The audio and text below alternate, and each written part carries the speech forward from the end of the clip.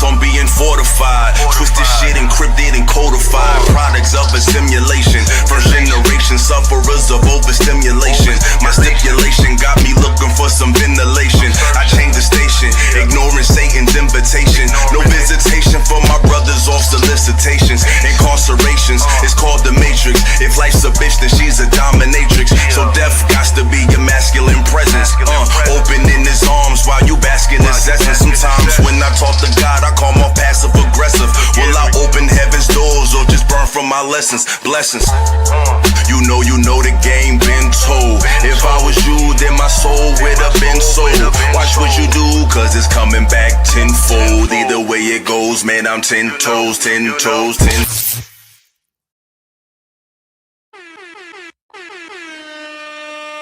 What's up, y'all? What's up? We all snowed in. The winter done came and bit us down here in good old Queen City. You see, I had the North Face shit up today, you know what I'm saying? This is for my northerners, man. It's North Face season, baby. It's North Face season. What up? Shout out to everybody in the chat, man. Mimi Flo, what's going on? Yes, sweetheart, I am back. I ain't leaving y'all, man. I needed a mental break yesterday. I'm sorry, man. Usually Unpacking the Cap is on 11:30s on Saturday, but I just needed a mental break. Yesterday was a lot. Last week was a lot. Sunday, I got something new coming out for y'all. I don't want to let it out too soon. But you know we got some cool shit coming every Sunday. Me and another brother who I will not drop their name yet. But just know y'all gonna like it. Good morning. You got Adelise 27 in the building. Good morning. That's right. King Big Jerus. What's going on? Anti-Detroit reps is coming down Detroit. I know it's coming down up north. You know what I'm saying? Because it's coming down here, but not crazy, but it's icy and cold. But shout out to everybody that pulled up. Support the channel. We have a goal. Please help me reach the goal. I plan on opening up the panel, but if I get that goal, I'll open it up sooner. So I'm trying to get 15 super chats of at least 10 or more. I'll take less than that. And y'all know me, I'm gonna open up the panel anyway, but if you want me to do it sooner, help me reach my goal. Your brother trying to get a new camera, and I'm just trying to stay motivated. You know what I'm saying? Like, I don't do this full time. Like, I have a career, so I work an hour away from here, from where I live. So I'm getting up at 5. I'm on the road by 7. It takes an hour to get to work and get an hour to get back. And I get home around like 5 o'clock. An hour or two later, I'm here. You know what I'm saying?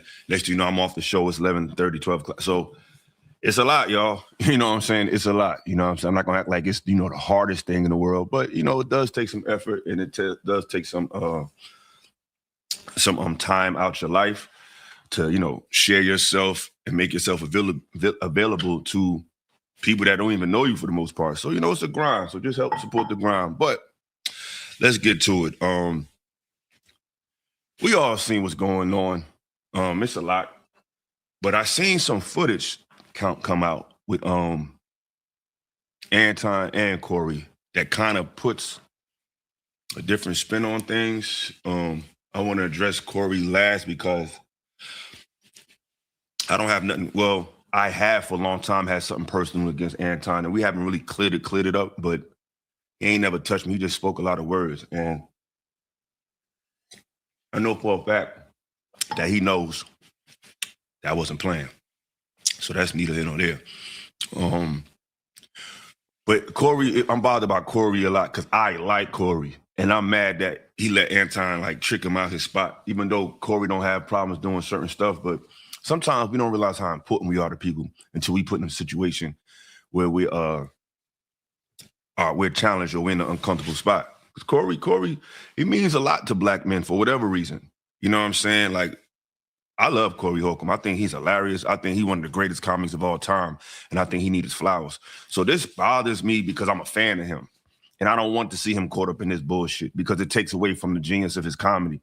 And that's why I'm bothered by it. Now, on the other hand, with Anton, this footage that I saw What's up, Night-ish? Night-ish, I got a bone to pick with you. You be doing a lot of reaction to my shit, and you don't tag me in nothing, brother. I really don't like that. And you don't come through, and you know when I have panels, bro, I respect my elders, man. I don't mind respectable critique, but you seem like somebody that kind of fuck with what I do, but you don't never come through and show love, bro. I would love your wisdom on these panels. So if I open it up, bro, you could come up here. But if you're gonna react to me, give me a tag or something, Night-ish. Come on now. You be doing the little sneaky reviews. I go through there. I've seen me over there a few times. I would never know if I ain't clicked, but I know how you move. But I like you, Night-ish. You fair, you balanced. But I ain't see him. Maybe I ain't got the best eyes, so I got to see it. But if I have an open panel, Night-ish, please come through. Come through. But yeah, so I seen some footage of Anton that kind of like undermines a lot of stuff he done said, and not just what he said, but how his perspective and his commentary reverberated through the space over the last few years and these concepts that people have, and a lot of things I was pushed back against. I came across this brother, I think his name is LTTV. He reacted. Now I don't think he's a big fan of Anton, to be honest. So he's always on his head.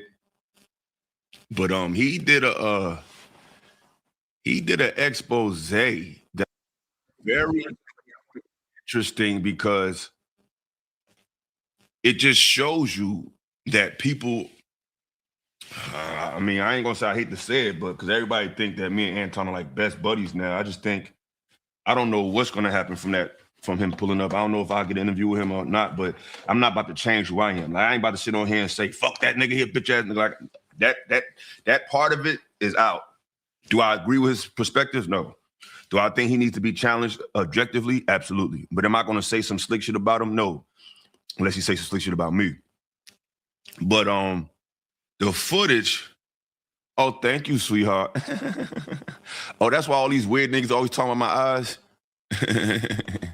She said, your eyes are your best feature. Oh, I appreciate that. Thank you, baby.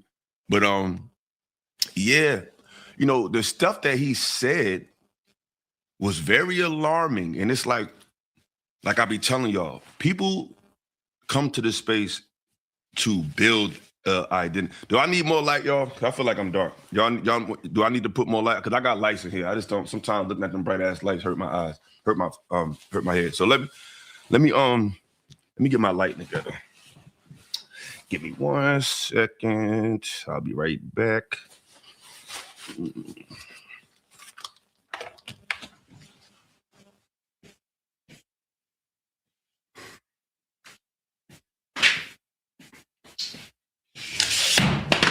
Oh no.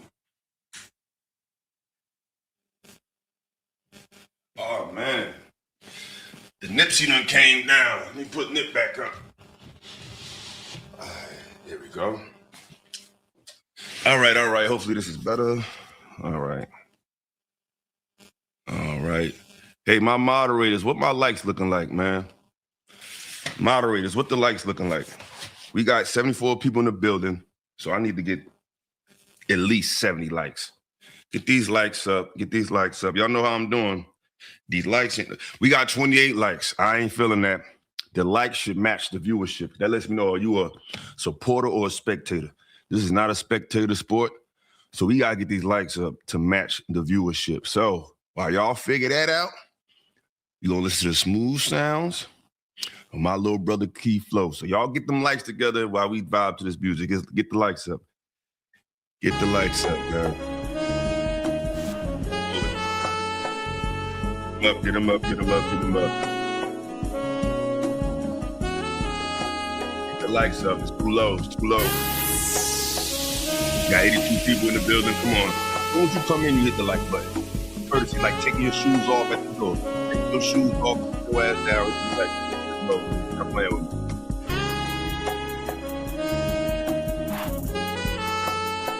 Get them up. 41 likes. Come on now. All it takes is a click of the button. It don't cost you no money. Let's get to it. Come on now, they playing. We listen to music all day, man. I ain't gonna shut the thing down. I ain't gonna be all like that. Like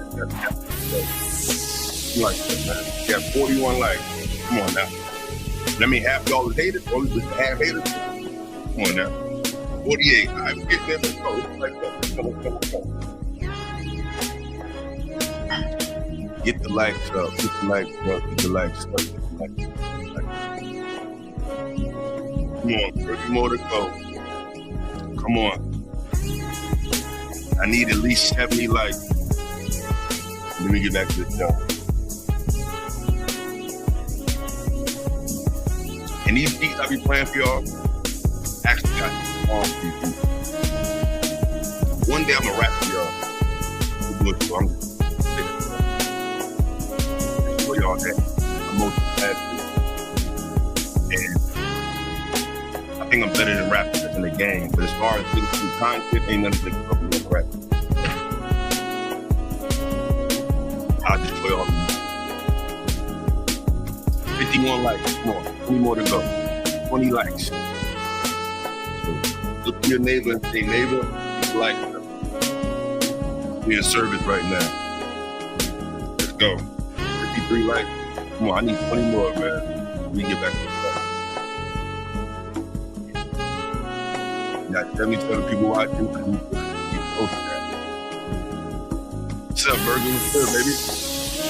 Going in over there, man. Come on now. Tap that like. Tap that like. Tap that like. Yeah. We got 54. Y'all playing, man. I need at least 70 likes. 70 likes. I ain't on your burner account and like. I don't care how you do it, but you gotta do it. Is that God? Is that Lizzie? Lizzie, is that you, baby? You see your boy, right? He's my homie from the hood. They know me. I'm not, you know what I mean? We had 60, we did it. 9 more likes when the show will start. 9 more likes. Y'all hear that little buzzing sound? What the hell?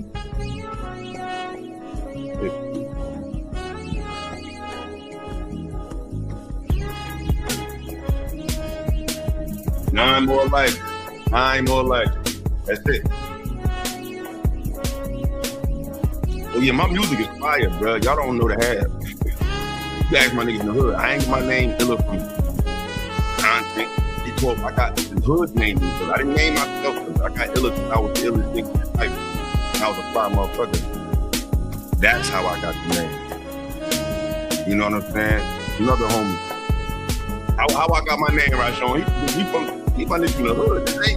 They content friends. That's what I know. You do what I know, man. I got my name from them bars. They said, oh, yo, you the illest. You feel me? 8 more likes, y'all. That's all we need. 8 more likes. That's it. Blame the people, not me. Yeah, 62. I need to get to 70. Absolutely. What? Surprisingly enough, I'm better at rapping than this shit. And you think I'm good at this? So you do the math. You know what I mean? Look. He said, remember, I put you with J. Cole. J. Cole not fucking with me, though, but that's who I get compared to, people that's nice like that. J. Cole not fucking with me. You can tell him I said it. 64 likes, 90 viewers. Come on now. Come on now. There's a lot of haters in here. A lot of haters in here, but y'all can keep watching. It's probably from them other motherfuckers. If you down with the dumb fuckable, stay your ass over there. Do double dipping. You join the line in the stand. Y'all motherfuckers want to come on my channel and I support you, yeah, and then be over there what them niggas talking about me. Stay your ass over here. This is a non-dumb fuckable song. You don't fuck with the dumb fuckable. Tell them I said it. Fuck them niggas. So if you fucking with them and you like, you sit on channels why they lie about me, stay over there. And I don't tell no lies about them. I tell the truth about them. No dumb fuckables shout prostitutes around here. Yeah. Appreciate you, sister. You're always welcome. Tell them, Dilla definitely came from them bars. You know what I mean? All right, we at 70. I appreciate it. See, that's what I'm talking about. See? That's what I'm talking about. So, I appreciate y'all. We finally got to 70. Thank you. Clap it up for yourself. You did it. Y'all showed love. You did it. All right. So let's get into it. So this clip of Anton, to me, kind of undermines a lot of things he said and the subculture of content creators that he has created, either intentionally or by proxy. And it shows this concept I be saying about this performative conversation shit.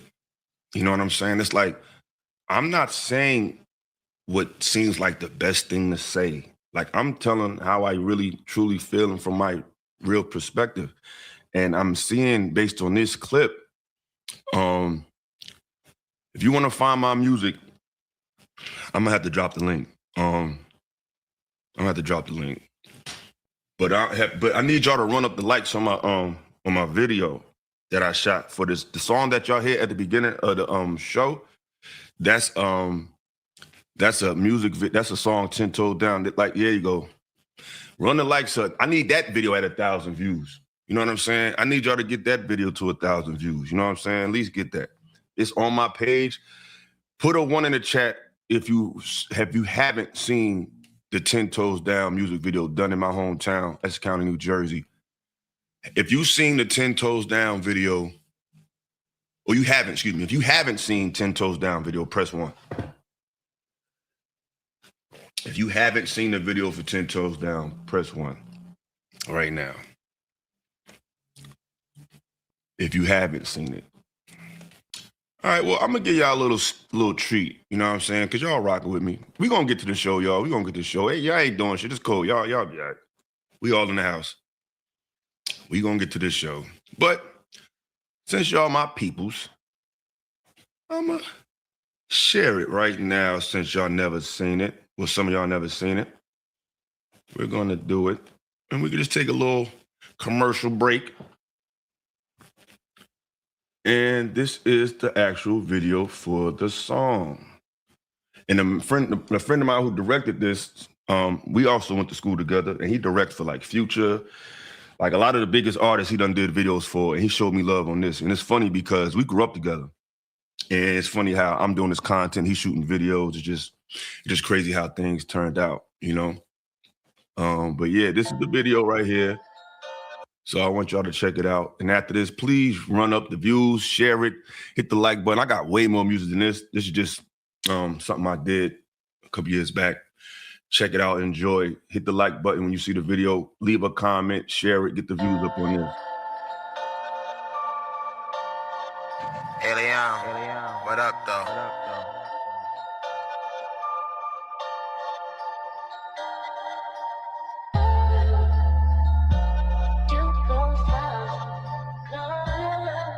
Yeah.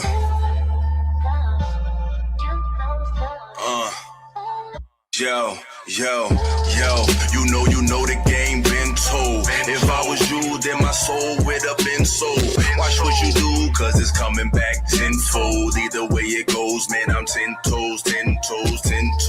You know the game been told. If I was you, then my soul would have been sold. Watch what you do, cause it's coming back tenfold. Either way it goes, man, I'm 10 toes. Hey, yo, the game got me mortified, so I focus on being fortified. Twisted shit encrypted and codified. Products of a simulation. First generation sufferers of overstimulation. My stipulation got me looking for some ventilation. I changed the station, ignoring Satan's invitation. No visitation for my brothers off solicitations. Incarcerations, it's called the Matrix. If life's a bitch, that she's a dominatrix. So death got to be your masculine presence.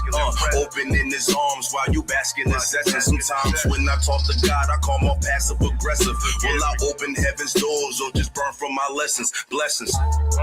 You know the game been told. If I was you, then my soul would have been sold. Watch what you do, cause it's coming back tenfold. Either way it goes, man, I'm 10 toes, 10 toes, 10 toes. You know the game been told. If I was you, then my soul would have been sold. Watch what you do, cause it's coming back tenfold. Either way it goes, man, I'm 10 toes. Coming up, I felt so neglected.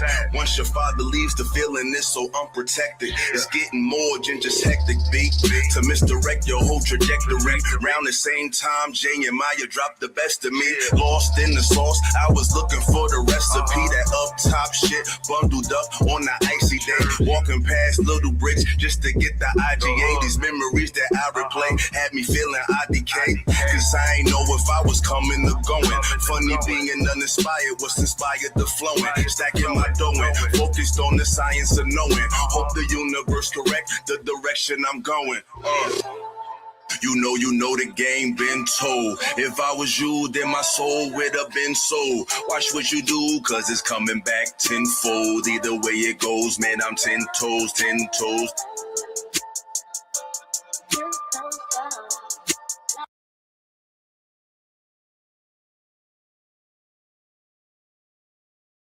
They don't know nothing about that, brother.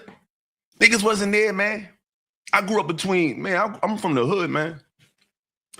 I grew up in the hood, man. We from that real area, man. Yeah, like if you all think that's fire, that ain't nothing. That's light. That's light. That's light.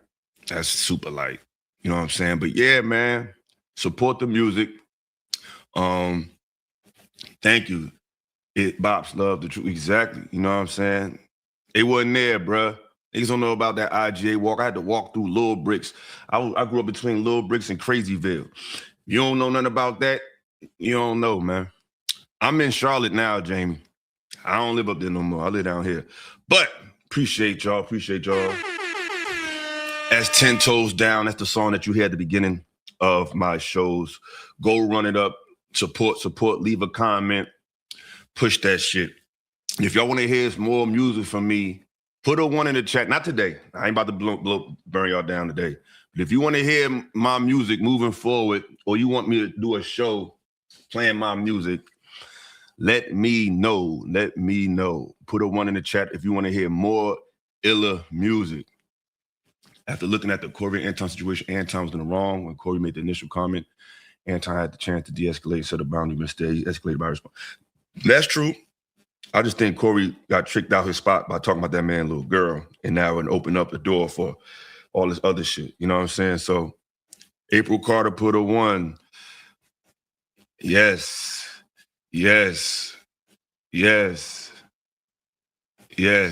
I got Jersey State of Mind on Spotify.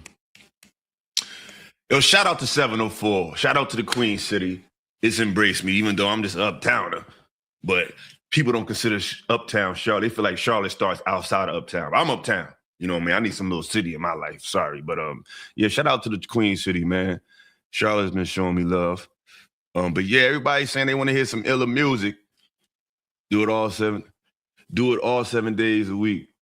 Illa, remember I told you. I just make y'all show y'all support, because I'm really crazy on that mic. You know what I'm saying? Why you think I got such a way with words? You feel me? Put 2 and 2 together. But yeah. But yeah, let's get to it. This is from the homie LTTV. Shout out to him. Fair use.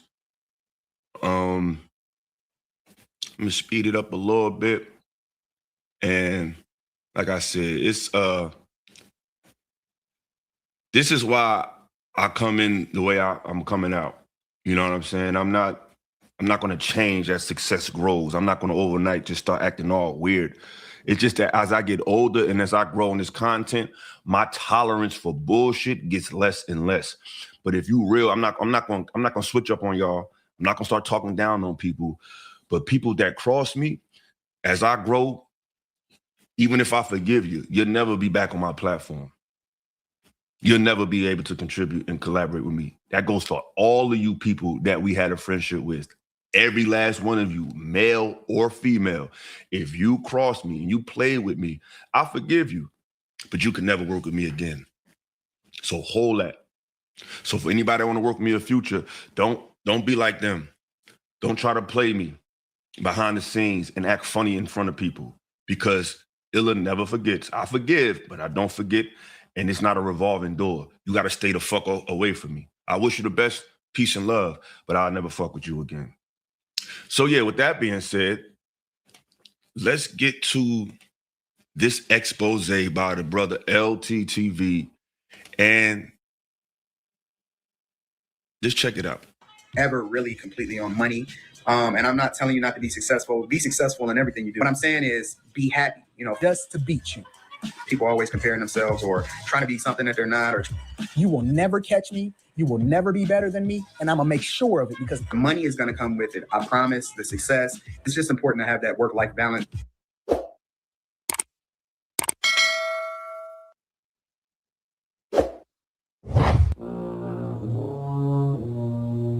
I'm broke. Don't. Listen. Y'all picked the wrong one this year. I'm gonna show you just how broke I am. My focus is not ever really completely on money. And I'm not telling you not to be successful. Be successful in everything you do. What I'm saying is be happy. Focus on what fulfills you as a purpose. Because if you go through life and you never really do what you were meant to do, but you made a lot of money doing it, then what have you really accomplished? If you see people that continue to tell you that money don't mean nothing or money don't make you happy, just to beat you. People always comparing themselves or trying to be something that they're not. Or you will never catch me. You will never be better than me. And I'm going to make sure of it, because this is nasty work. This is nasty work. This is nasty work, man. Oh, wrong one. Nope, wrong one. Wrong one. Yeah, here we go. This was nasty work, Anton. This is nasty, nasty, nasty work. And this is the problem with people in our community. They get a couple of dollars, they start talking down on niggas. And the problem is they come in, like the Bible says. The Bible says Satan comes in the form of an angel of light. And the problem I hate with our people, they come to us benevolently, trying to relate to you. Because the way Anton is coming in the other one is definitely different. He's trying to relate to the common man. See, you understand something. When it comes to black people, most black people who get successful in our community, they come and connect with you. They always want to connect to the everyday person. The everyday person is who makes people famous. It's not the rich people that make you famous. They might put money in your pocket to give you a platform, but how you get known in the black community is you have to connect to the hood. You have to connect to the ones who are not, who are just the everyday blue collar, average person. That's how you get recognized in the black community. So people always want to come and relate to you. Look at Kamala Harris when she was running for president. Was she trying to connect to the rich black people? No, she was trying to connect to the hood. She brought Megan Thee Stallion. She brought this one. They're always trying to connect, because people always try to shit on the hood, but they want the hood's respect to get the rest of the community's respect. Now, there's many reasons for that, but they acknowledge it, and they acknowledge it humbly. But as soon as they get their foot in the door, oh, fuck these niggas, they stupid. So stop talking to them from the beginning. Go straight to the uppities. Go straight to the ones who got it together. But most of us don't. Like I said, the wealth gap is a real thing. You know what I'm saying? And matter of fact, I'm going to play that video today too, the wealth gap video, because I don't think people really know what's going on. But hold on. We're trying to hit a goal here now, and I need y'all to support. I'm not passing around no trash basket. You already know what time it is. Donation. It's a donation. I thought it was a trash. Don't be hitting on. Listen, man, support the channel. Y'all be making it rain on these goofy ass niggas, man. Show your boys some love. Because I ain't gonna never switch up my content. I'm always keep it real. I'm always gonna bring the real. I ain't gonna do no goofy shit. So come on now, show some love. But anywho, I ain't waste too much time on that. Y'all know what to do. Stop playing. They try to connect to the everyday person just to shit on them. And I've literally said this in conversation with this man, like, yo, it ain't all about your money. It ain't all about you. Look at the people that follow him. Look at his little his minions and how they try to, like, when I got into it with him, they try to call me broke and try to call me bum. But he came into this space trying to relate to the average person. Like, this is contradictory. This is hypocritical. There's nothing he can say to defend this. You know? Shout out to King Corey. What's good, brother? What's good with you, bro? Thank you, Jamie, for setting it off in this motherfucker. Shout out to Jamie, always showing love. Always, always, always.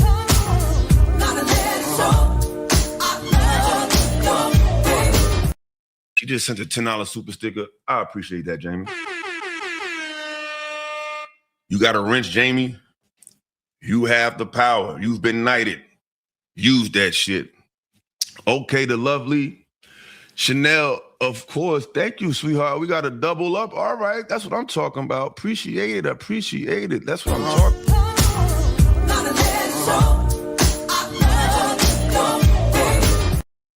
Thank you, thank you, thank you. I appreciate y'all. The ladies showing love, man. But they swear, people always saying, I'll be on these panels with these girls. Oh, I'll be reading the comments. Oh, he's angry. No woman likes him. You think so? Trust me, they do. But anywho, this is contradictory. This undermines his message. And if this is his, look at all the people who he's galvanized around his latter message. But this is how you started. This is how I started. But I'm never going to switch it up. I'm always going to relate to the everyday person. I'm always going to say it's not about money. Like, we need money to do things. We need money. This is the most important thing that money does, in my opinion. Money gives you the ability to insulate yourself from nonsense. You can live secluded. If you need to get away, you can get away. If you want to get things you need to bring some type of solace to you, that's what it's for. It's not so you could smack somebody in the face with a fucking stack of $100 bills. It's not for that. You know what I'm saying? It's just a means to an end. And hopefully that end is peace of mind. Like, money can't buy you happiness. It can't buy you peace of mind, but it can purchase things that can help bring you peace of mind. Not even bring it, help bring it, because peace has to come from within. It has to come from a sense of self and a sense of awareness. It can't come from nowhere else. So, but this is how he introduced himself to you. And this is what I don't like about people in our community. They always try to come and come through the heartstrings, and then soon they get in your heart, they want to stab you in the back. And if you think about the culture of our people, that's what that goes on in our friend groups. That happened to me. They try to act like they're your buddy, they try to act like you're your friend, and soon as they get in there, they try to fuck you over. This is a spirit. That's why I keep telling you, this is spiritual warfare. All these conflicts you see on the internet, in music, and it's just spiritual warfare. The battle of mindsets, the battle of narratives. People trying to make you think something is left when it's really right, something that's hot, that is really cold, up when it's really down. These perspectives that we battle with amongst each other, this is all spiritual. It corrupts the way that we connect with each other. All these motherfuckers on the internet just be dick rotten trying to get y'all money. Even the scriptures say a prophet is worthy of his hire. So I would like to be supported, but I'm not going to dictate my message for money. I'm never going to do that. I'm going to be myself and try to bring y'all quality content and hope in return you will support me. And support is not just monetarily. Sharing my content is support. Hitting the like button is support. Leaving a comment, a detailed comment. These are all things that support us. You know, money is just the zenith of support, but it's all support. It's all relative, and I appreciate it all. You know what I'm saying? So ultimately, you're giving me your attention, which is the first currency, and I appreciate it. That's why you have to pay attention, because it's a form of currency. You know what I'm saying? Yes, Picasso is in the house. Shout out to my bro, up and coming content creator. Support him. He's a part of the squad. I ain't got a name for the squad. We just the squad. Everybody fuck with DJ Wish Doctor. That squad. Trill. That squad. Ask a Brother. That squad. Picasso. That squad. You know what I'm saying? fantastic. That squad. And you'll find out why real soon. But yeah. Shout out to everybody. Bruiser, that squad. You know what I'm saying? That squad. You know what I'm saying? So yeah, that squad, man. You know what I mean? Everybody else is, I don't know. But that squad. So yeah, man. Let's take it back, man. Let's take it back. Because when y'all watch this, just think of all the people who be talking in this space and the shit they be saying, and see how this man's words are totally different than what they are now. Like, that has to be addressed. We can't just breeze over this. Now, once this is out, so when I put stuff out there, I want y'all to go back and listen to what people say after it's out and show how fake they are. This needs to be addressed. Doesn't mean Anton, fuck him, he ain't shit. So some people's eyes, he's always going to be viewed that way. But we have to be humble. We have to be humble in this shit. There's nothing wrong with advocating for getting more, but don't be shitting on niggas because you came in humbly, because you ain't had a bag when you came into space. You wasn't able to put on a Versace robe, so you had to come in humbly. And then as soon as they let you in the door, you want to shit on niggas? Like, come on, brother. And if I was so pressed for the interview, do y'all think I'll be saying this? I'm just going to be real. We're going to have a conversation. It's going to be a real conversation. It's not going to be no bag chaser, ass kiss and shit. We ain't got to disrespect each other, but the point is to put our views and perspectives on the table and debate them.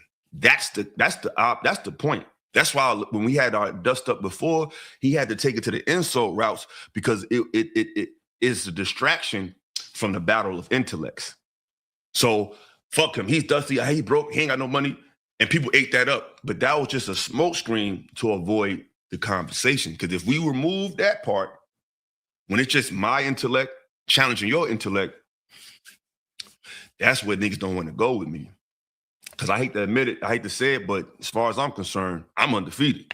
I haven't met anybody that I've matched wits with that had me looking all weird. I'll be having them looking fucking weird. So, yeah, you know what I'm saying? Go ahead, Skinny. So, yeah, man, this is highly, highly contradictory. Let's take it back. Listen. Y'all picked the wrong one this year. I'm gonna show you just how broke I am. My focus is not ever really completely on money. And I'm not telling you not to be successful. Be successful in everything you do. What I'm saying is be happy. Focus on what fulfills you as a purpose. Because if you go through life and you never really do what you were meant to do, but you made a lot of money doing it, what have you really accomplished? If you see people that continue to tell you that money don't mean nothing or money don't make you happy, just to beat you. People are always comparing themselves or trying to be something that they're not. Or you will never catch me. You will never be better than me. And I'm going to make sure of it, because money is going to come with it. I promise. The success. And, it's all relative. Don't focus. Respectfully, he don't even sound the same. Like, he don't even sound like the same person. Why do we fall for this all the time? Do you know? Why? Because I'm telling you, these events, it's not even about the people involved. Like back in the day, I was a big Nas fan, still am. Nas and Jay-Z had a big time battle. And these conflicts are not necessarily about the people involved in the conflict. It's about the people. How they respond and who they respond to says a lot about their mentality. And when I seen Nas and Jay battle, and everybody would say Nas is worse than Jay because he's not a drug dealer and he doesn't have more money. And it's like, what the fuck is wrong with our people? They're always just going with popularity. Like, first of all, our people as a whole don't even have a lot of bread. So for that to be the fucking determining factor of what we do doesn't even make sense, because we only own 2% of the nation's wealth. Imagine the people who had 2% of the nation's wealth talking to their fellow race members, you ain't this and you ain't that. You look dumb. It's bullying. This doesn't make sense. Because when you get in the room with them big billionaires, you are nobody. So instead of just being real, you want to shit on your people when you come from nothing. So this is a person who was obviously he probably didn't have the money to talk shit, so he had to be respectful. Like if he came into the game talking that shit, like, yeah, I'm broke right now, but I'm gonna get up on you niggas, and when I get up, I'm gonna let you. It'd be like, all right, he been talking that shit. Like Jay-Z, respectfully, Jay-Z came in the game talking that money shit. If he came into the game talking that shit, like, yo, yeah, I'm down now, but when I get up, I'm gonna keep my foot on you niggas' neck. I'm coming for the money. It's like, hey, he came, he saw, he conquered, but he didn't do that. He came humble with respectful and calm and peaceful, and hey guys, I'm here to help you. Like, come on, bro. Who are you, brother? I'm talking to the brother. I ain't talking to the Millionaire Morning Show. I ain't talking to the bag chaser. I'm talking to who your mama made you, who your daddy made you. I'm talking to that person. Is he still in there? Because this is nasty work, brother. On what somebody else is doing or what somebody else has. Don't compare yourself. One of the things that I see a lot in social media is people always comparing themselves or trying to be something that they're not. Or I'm willing to work 25 hours a day, 7 days a week, just to beat you. It's just important to have that work-life balance. Do not respond the way that other people anticipate you responding. You can anticipate how they will respond, but you never move how they move. Ever. Shout out to Stuart Knight for the $5 super. Ever. These niggas in real life is frauds. Nigga, who Corey done beat up? Corey would have got the shit beat out of him. I would have beat the shit out of Corey. Now, that's the thing, brother. Corey is like 6'3", 270. I believe Anton, if I'm not mistaken, I don't know for sure, but I think I heard through the grapevine that homie might be like 5'4". Not saying short people can't fight, but if you're 5'4" and you are a self-admitted non-tough guy, and Corey is somebody who, I wouldn't say he is a tough guy, but he's somebody that seems like he's not afraid of conflict. Unless you're like highly trained in some type of martial art that can equalize the lack of the size advantage, I don't see you beating the shit out of Corey, brother. I just don't, brother. I can see you jumping the shit out of him. I can see your security jumping him and beating the shit out of him. But to see you beat the shit out of Corey Holcomb, I think that's a stretch. Somebody said Anton actually showed some of his old video and talked about himself. That's cool. He got to now. But it's still a contradiction. Like, if you had that humble spirit, where did it go? That's what I'm saying. Because you proved that there is a humble person inside, deep down inside. The screen froze, y'all. You know how they do with this bullshit. So I'm going to hit the refresh button. I'll be back.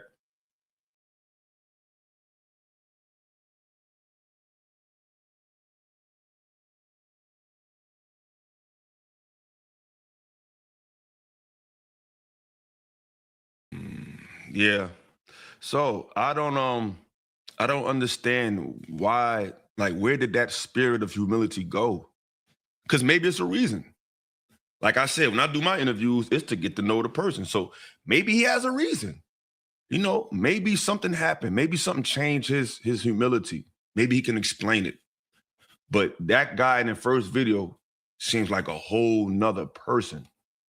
You know what I'm saying? And I think that's something that has to be called out. I bet you Jay Bias won't react to that shit. Then motherfuckers have the nerve to say, I'm jealous of him. He came in with the same humble spirit I got. What up, UT? What up, UT? So it's like, exactly. You don't even get no credit for fighting somebody that size. So it's a lose-lose. You hit on him, come on, man. He hit you, come on, man. Like, what you gonna do? You just gotta stay away from them situations with people like that, because it's a lose-lose. And listen, I'm telling you, it is what it is. Listen, we got to get out of our emotions and focus more on making logical decisions. Stop trying to crash out and throw everything under the bus.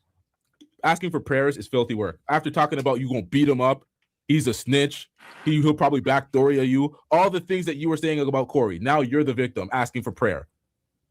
It is filthy, man. It is absolute filthy work. Start to look at him a little bit crooked, because It's a bold-faced lie, and it's an excuse as to why they can't be whatever it is that they want to be. Personally, I want to build a legacy. I can't do that if I'm 100% focused on money. And money don't mean anything. He said, I'm trying to build a legacy, and I can't do that if I'm 100% focused on money. They fucking with my stream, y'all. See, I got big enemies, man. I got big people trying to shut my shit down. I'm gonna reset it, man.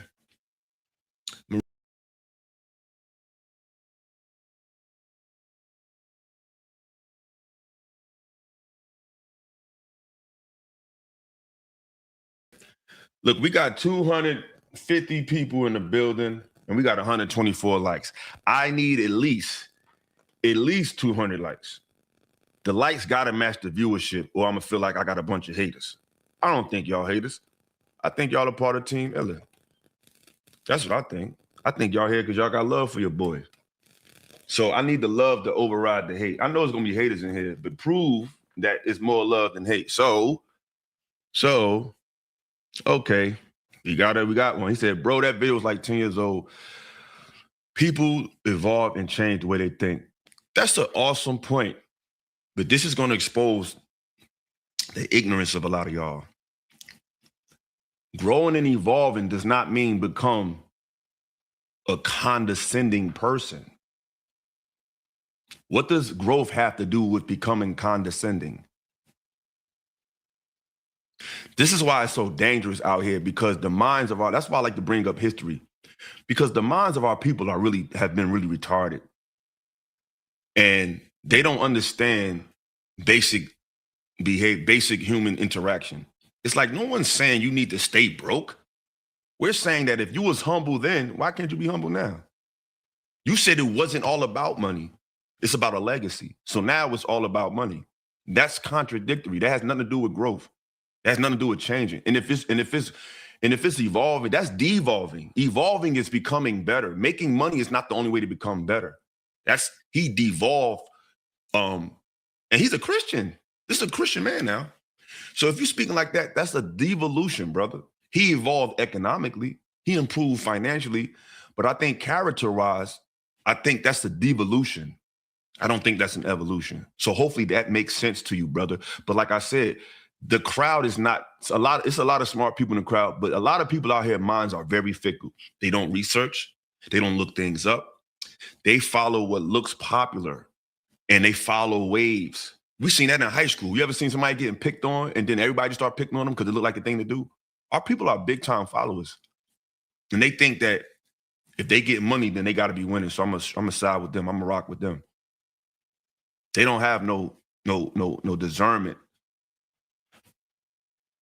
at all. He says his character is trash. His fans won't see that. No. But they see everything Illa do. Everything. Oh, he's this, he's that. He yells. They don't see nothing. These people, not just him, a lot of these weird ass dudes. Because this is a fucking part of my language. This is a dick riding festival. People just be. I've seen niggas be on panels with dudes that said some shit about me. They can't even keep their head. They on the panel like this. You fake, nigga. It feels weird to you sitting next to them niggas, but you so pressed to get some shine that you sit next to them, but it's going against the fabric of who you are as a man. You niggas is fake. We got 260 people over here. It ain't nobody on my panel. I ain't got no big co-star. This just be by myself. But motherfuckers say, I need somebody.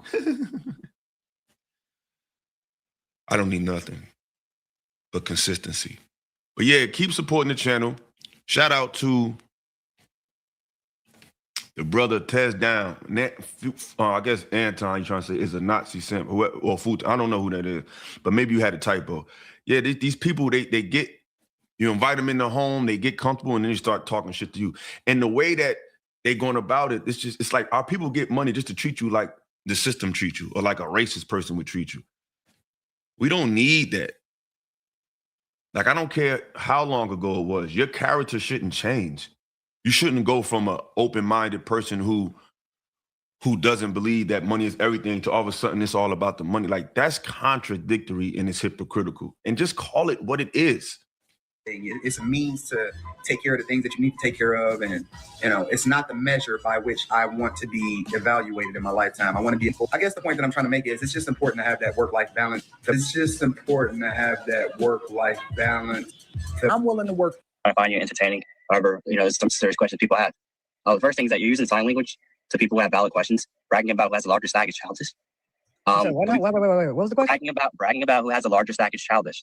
You're not answering with logic. You're using childish rhetoric against people who have questions about your so-called rise to success. Can we pull up his LinkedIn profile? And then, Anton, you say W-2 is greater than your business success, and that's how you got your multi-millions. Yet you use the latter to boast about yourself as an authority figure on the internet. So it seems to be contradicting when you said a W-2 was the primary vehicle to how you have your multi-millions. But yet on the internet, you talk primarily about your past successful business experience when you're selling yourself out there. To be true at the same time. Yeah, so can we pull your LinkedIn profile? The certificates that you shown earlier in the video, those are community college. So you didn't get a degree till 2016. And I find it hard to say that you had significant W-2 success in order to make yourself a multi-millionaire. Oh, wrong. How haven't I? And some of your income is actually public information because you used to work for a public university. Thank you. So knowing the salary that I know, that I've seen, I'm not sure. My brother UT said they have cults that don't think for themselves. No, they don't. No, they don't. They don't. The brother said, you know what's not AI, it's your IP. I don't know what he's talking about. Had no smoke for the intellectual white man. No. All this stuff is cult-like behavior. Very cult-like. Very cult-like. Very. How that's translating into multi-million investment. How haven't it? Okay, so there's a couple of claims you stated in your videos. You claimed you had a successful software company as you sold. Can you name that company? I didn't sell the software company. Do you have a name for it? I'm not telling you what the name of my software company is. The same way that what happened to the restaurant, I'm not giving out information. I'm not. Yeah, the only thing I can find about you was your restaurant. I didn't see any information about your software company online, and this should be public information. The restaurant information is public, so I saw the UCC filings, all that, like everyone else can see. But the other businesses that you claim to have created are not online, and they should be online. I'm gonna tell you how you can find information. You are more than welcome to join the Patreon. I disclose all of my information in there. You see, it's like a sales funnel, right? Like it's this cult of authority. I don't. Anton, you're not answering the question. If you have businesses that Pocket Watching JT has a business, he could research his trademarks. We can verify his legit business. But for your businesses that you claim to have been successful in, we cannot do the same. How can you reconcile the difference? And that's an excellent point, brother. He said, I've been saying this for months. These false prophets only try to profit. And brother, profit is Profit. Not trying to be funny, but those two different profits. He said, profit off of black people trying to profit by putting down the black people. Yes, and that's our fault. Black people, y'all gotta have some more pride in yourselves. And that's, for lack of a better term, I don't think that's what we are, but most of y'all generally think that's what you are. So, I get you, Tez. I'm just messing with you, bro. We gotta stand for more. We gotta stop allowing people to change the way we look at each other. We don't have to be disrespectful to each other to make our points. We got to stop allowing this type of energy to come in front of our people and put niggas down when they get up. Like, to me, the higher you go up, the better it is your chance to reach people. Like, if I'm a millionaire, if I'm up and I'm sitting on 5 or 6 million, I ain't gonna have nothing but love because I'm happy. I'm at peace. My needs is met. There's nothing left to do but show love at that point. Like, your philanthropy should rise with your income. I can understand when you mad, when you broke, but when you got money and you're able to do for yourself, do for your family, do for your children, that should bring a level of contentment to where all you can do is just love folks. The more I got, like when I get big, the more I have, the better mood I'm in to be nice. It's just this weird dynamic where it's like in our community, people come up and they just become assholes. I just don't understand that business model. And we support it. And the world sees us. They see what you support. They see that's why the people don't respect us. It ain't because we so dysfunctional socially. They see how we don't respect real people. They see how we get down. They see, these people support people talking about them from their own. Like, they look at, that's what I'm saying. A lot of these people figured out by watching the white man, the Asian man, all these other people, I'm talking about black people now. They look at us and say, They speaking to the consumer in you. Illa is speaking to your heart. I'm speaking to the human being in you. I'm not speaking to the consumer in you. A lot of these panels, these channels, they're treating you like a customer, not a person. See, a salesman is always trying to sell you on something. They're very pretentious. I ain't trying to sell you on shit. These people are very pretentious and they're performing. They're not having real conversations. It's very performative because they think that you're stupid. That's the other thing. They think y'all are dumb. I'm proving that y'all not, because if y'all were just into dumb shit, you definitely wouldn't be on Philosophical Radio. So I'm proving that they don't know y'all like that. They think they know y'all.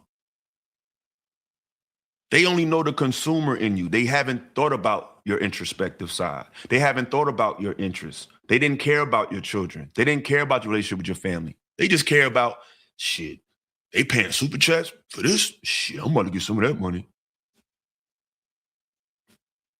I didn't ever do that. I'm thinking that there's more than meets the eye. So I'm speaking to that inner part of you that's not always seen. I'm speaking to that inner part of you. UT said facts, bruh. I'm speaking to that part of you. I believe in you. I believe in your mind. I believe in your heart. I believe in your empathy. And I believe in your pain. I understand it. Do I want you to stay down? No. But I'm not talking to the consumer in you. I'm talking to your soul and your spirit. These people haven't even acknowledged that aspect of you. That's why they be saying, these niggas don't want to read, because they think y'all are dumb. They've been convinced from society, from the music, from the news, that my people are stupid. So let me treat them like they stupid too. That's what everybody else do. You gotta watch these niggas. They don't care about y'all. They think you niggas is dumb and to buy anything. That's why they talk to y'all like they do. I don't think y'all dumb. I'm not judging you based on the surface, because the surface is a product of the inside.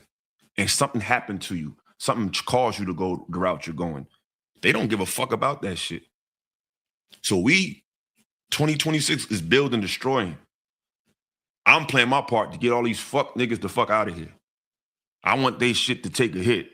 I want motherfuckers to realize they need to change. You can still succeed. You don't got to succeed shitting on people. That's not a real business model. That's slavery. That's exploitation. Let's get back to it. Structured my businesses. I structured it to where I don't have to worry about people coming after me, because the one mistake that I made is that I use my real name on the internet. And I've learned that I think you're capping the business, man, because the last let me answer your question. Let them answer. We're gonna give you time, but you gotta let them answer. Let me answer your question. The one thing that I've learned is that a lot of the business that's tied to me personally rises and falls off of whether or not people like me. Fronting like you were a millionaire, but you only had enough money for one child, sir. You told on yourself. You think you can hide this? Think you can hide out in the open like you were with your side chicks?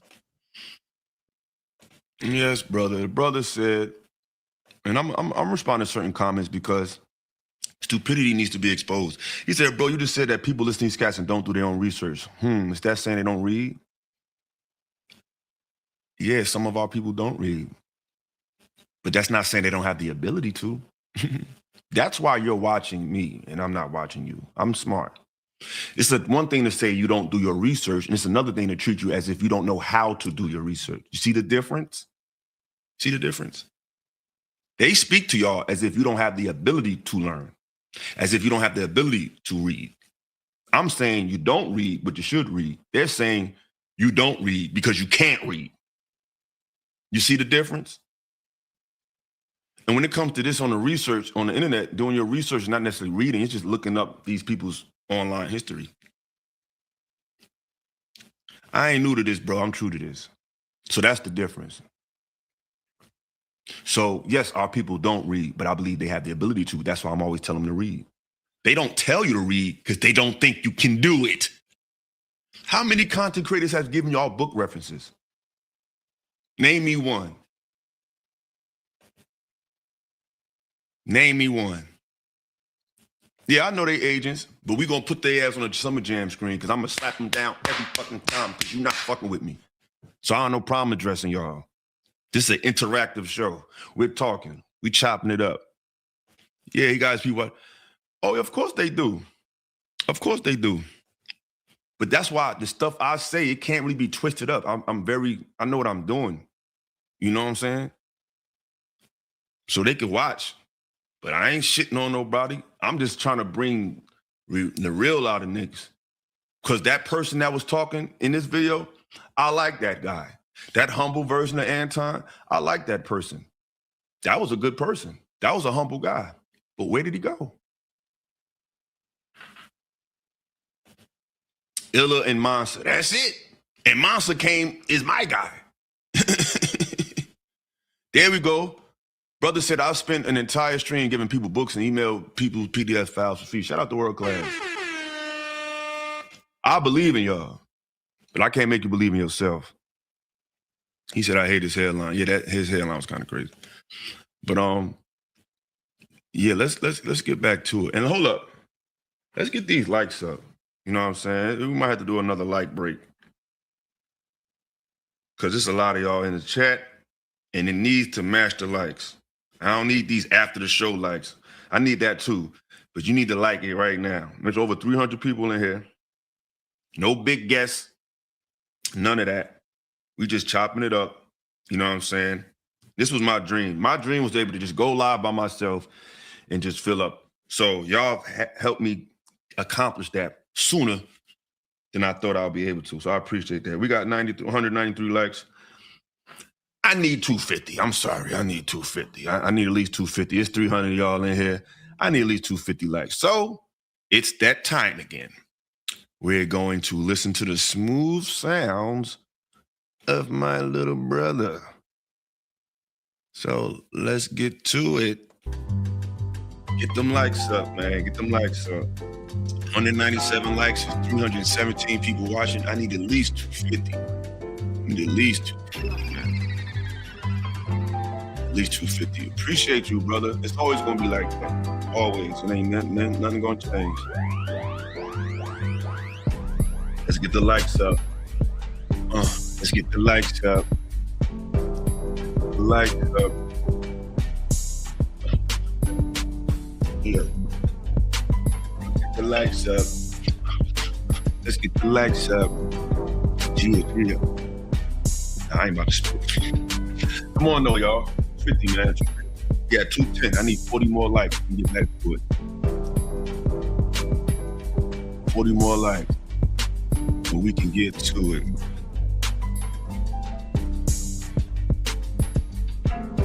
And we can get to it. World Class, they get the likes up. Yeah. If you like the beats, I need y'all to look up unless he change his Instagram. This is the producer of these beats. It's my little bro, T-Flow. Ernest, if you watching it, I got you. I told you, I got you. Follow him on Instagram. He's the guy that makes these beats. He's a beast. Married, young man, father to official stand-up guy. He's an excellent young man.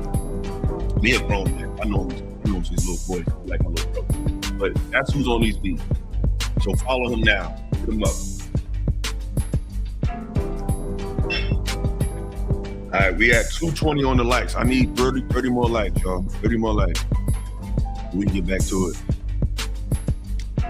I gotta hear them first. I don't want to shout you out, and you sound like you did your beats on the Game Boy, man. I gotta know your position. So email me. Let me hear some shit, and I will definitely. Not only will I shout you out, I will play your beat. If you want your music played, let me know. I'm gonna start doing music review shows and all that shit. If you want your music played on my show, just email me. I'll play it. Hassan Wilson, what up? Appreciate you, brother. Thank you. Shout out all the new subscribers. Please subscribe.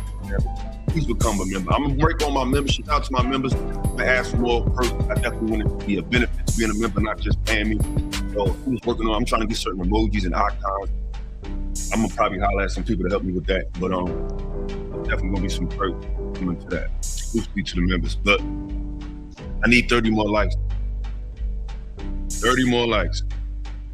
Come on now. That's what I'm saying. It's a good feeling helping others. That's what I'm saying. What up, Chris Yardy? For real, for real.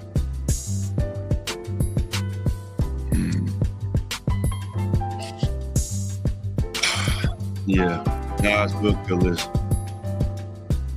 Of course, that's my inspiration musically. That's my favorite rapper.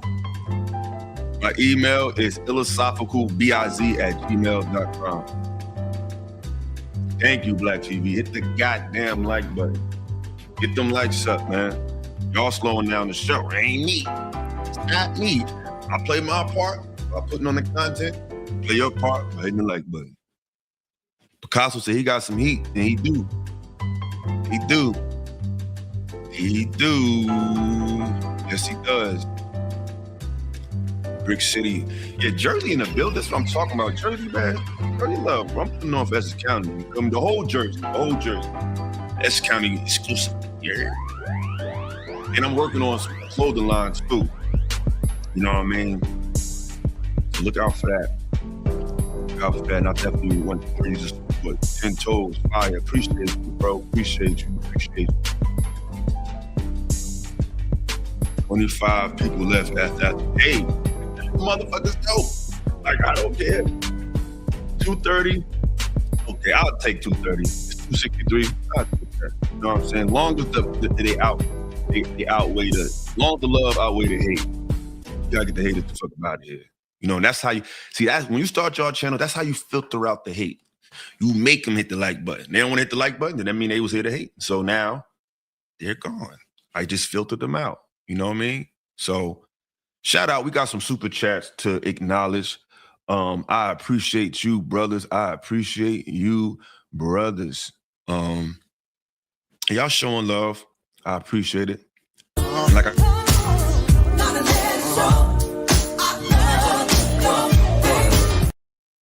even if I don't hit the goal, I'm gonna open up the panel because I like to talk to people, but I just, I will open it up sooner. So shout out to Carry the God. Says shout out to you for keeping 100 on every platform I see you on. Definitely a fan. Very few keep it a being like you do. Thank you, bro. I've been like this since day one. See, I got a lot of new subscribers, I guess, because Anton came to my page. But I've been like this, y'all. I've been like this. It's not nothing new. And this ain't an Anton defamation post. It's just weighing up what you was to what you is now. It just don't add up. I never thought he was speaking like that before. And it's very contradictory. Shout out to Mark Smith. 1999. He said, salute, bro. I appreciate that. Shout out to Demether Thomas. Thank you for the membership, brother. I really appreciate that. Yeah, man. It's just contradictory. And I've literally said what Anton said in his first video and was shamed for it. He said, I don't want to rule with love. And it's like, when I was talking about it's funny because when I was talking to him, I said, yo, you need to deliver your message with love. And his response is he doesn't believe in ruling with love. I said, deliver messages. You said rulership. I ain't trying to rule anybody. And that's the mentality. Like, we have this dictatorship mindset because we still have the spirit of the slave master in us. The slave master taught us that to get something out of somebody, you got to break them. You got to hurt them. You got to bring them to their lowest point and then remake them. That's why you join the gang, they jump you in. You join a fraternity, they haze you. You go to the army, they break you. This society is about breaking your spirit and making you something else. See, an advanced society deals with you where you are and raise you up from the inside out through knowledge, wisdom, and understanding. This is a broken society that breaks people. And we emulate that business model. That's why one of my favorite quotes is by Elijah Muhammad. He said, why do our people love the devil? Because the devil gives them nothing. Our people support somebody who shit on them before they support somebody who treat them right. Because they think shitting on you is you being real and you showing them love is fake. Our people fucked up, man. You told on yourself, sir. You were dusting it up. When I made the decision that I wanted to have a kid, and I said that I was only going to have one kid because I wanted to make sure that I poured every single resource that I could into the kid, right? All right, sir. One thing that I never, ever do, is finance anything. Yo, this is where he capping, y'all, and I'm going to hold him accountable. Pay attention to what just happened. Anton Daniels says he doesn't finance anything, but these documents tell a different story. In 2019, he was ordered to pay $15,000 to Discover Card. $8,000 to American Express, and $3,900 to Ford Motor Credit Company. 2 credit cards and 1 car note. For a man who does not finance anything, why? And I'm gonna be honest, Joe. I don't even give a fuck about his finances for real. So I'm not gonna act like I'm here to expose his personal income. I don't really care, bro. Because in this system, you're gonna pull some strings, you're gonna file bankruptcy. This shit is this shit like the game Monopoly. Whatever you gotta do to get your money or to get shit out your way, I don't even care for real. Get your money, bro. Do what you gotta do. My concern is character, integrity. I don't care about his money. Whatever you gotta do to fix it, bro. This is America. Do what you gotta do. I ain't gonna never judge nobody for having to go bankruptcy, sell this. Listen, man, this shit hard in this country. But when you come on as if you are a people person, you understand and you're humble, and then you switch up after you get some money, I just can't respect that. So let's take it back, because that's the main point of this. I don't really give a fuck about the financial shit. You do what you gotta do. This is what pisses me off. My focus is not ever really completely on money. And I'm not telling you not to be successful. Be successful in everything you do. What I'm saying is be happy. Focus on what fulfills you as a purpose. Because if you go through life and you never really do what you were meant to do, but you made a lot of money doing it, then what have you really accomplished? That's an excellent point, brother. That's an excellent point, brother. But what happened, man? What happened, bro?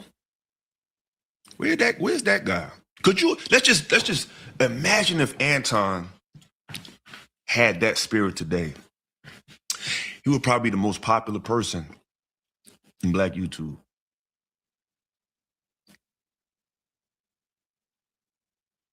Like, I never seen nobody come before Black people that got to the top without love. Like, who y'all think is the most popular person in the history of most popular Black person in the history of America? I know who I think it is. Who is the most popular person or the most influential entertainer, speaker? I need y'all to put him in the chat. Who do y'all think is the most beloved Black figure in our country history? Put who you think. Okay, somebody said MLK. Okay, MLK. He said Michael Jackson. Marcus Garvey. Okay. Clarence X. Okay. MJ. Okay. Michael Jack. Both MJs. Okay. Influential. I'm gonna go with this answer. Michael Jackson. Michael Jackson. Y'all just saying anything now. Dr. York and Wu-Tang, come on now. Let's stop it. Do I love Dr. York and Wu-Tang? Of course, but no. Michael Jackson, to me, is the most popular person in the history of the world. The only person more popular than Michael Jackson is probably Jesus Christ, and we don't even know if he lived or not. So the only person that's more popular than Michael Jackson is kind of like mythical. But what made Michael Jackson so powerful? His empathy. At the height of his career, he said, what about the animals? What about this? What about that? It don't matter if you're Black or white. They don't really care about us. So when he had all the power, all the money, he shifted the focus to those who didn't have it. So nobody's ever reached the top in our community being an asshole and being condescending. Those upper echelons of greatness, they all have a common theme, and that's love. Look at Muhammad Ali. He loved the people. Malcolm X, he loved the people. Martin Luther King, he loved the people. Michael Jackson, he loved the people. You see the common bond? Tupac, he loved the people. That's the common thing. That's what they have in common. Love for their people, and it resonated with the people. Exactly. Muhammad Ali, I just said that. Exactly. That's the commonality. She said, okay, I see. Yeah, exactly. That's the common bond. Is love for your fellow brother and sister. That's what our people respect. Not the nonsense. So, brother Anton, if you're watching, you can always change, brother. You already got the bag. You already got the followers. But where's the love, brother? Now, if you think love is not a necessity, cool. But I don't think you're going to last long with that energy. But you a grown-ass man. To each his own. If you're watching this, we want that guy on the right side of the screen. Where he at? I would love to talk to him. But let's move on. I want to talk about my brother, Corey.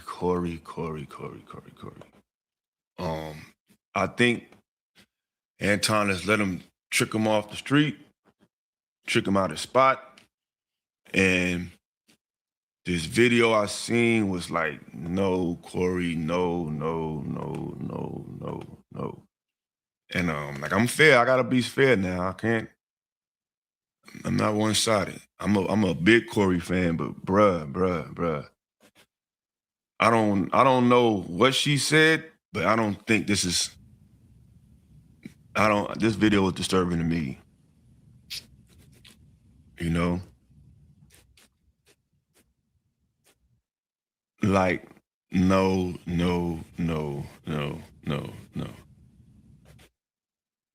Like, none of this makes sense.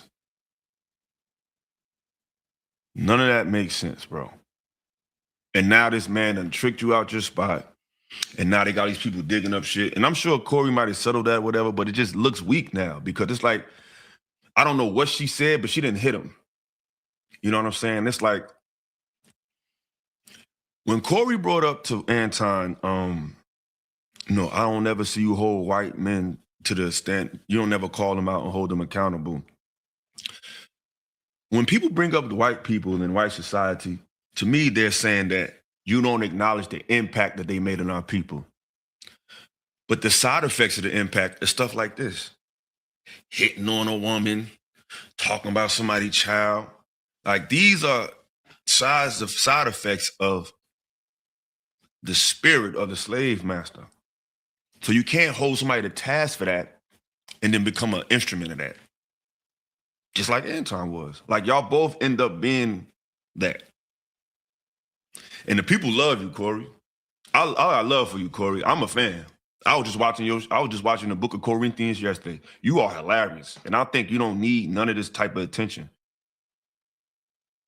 I just don't think you need it, you know? And I'm mad as hell that Anton has put you in a situation where people want to dig all this stuff up on you because it takes away from your genius of comedy, bro. I don't know what that lady told you, but that ain't the way to go, brother. You too good for that. You too talented, bro. To me, you should be up there with Dave Chappelle and them. I don't think you no different. You are just as funny, maybe more funny, because we really know you from where we from. You know what I'm saying? Yeah, bro. That's what I'm saying. And then y'all put us in a space where you got people defending Anton for telling Corey to SMD. You got people defending Corey for calling out his daughter. We look crazy right now. This is only fucking January, y'all. It's January. It's fucking January.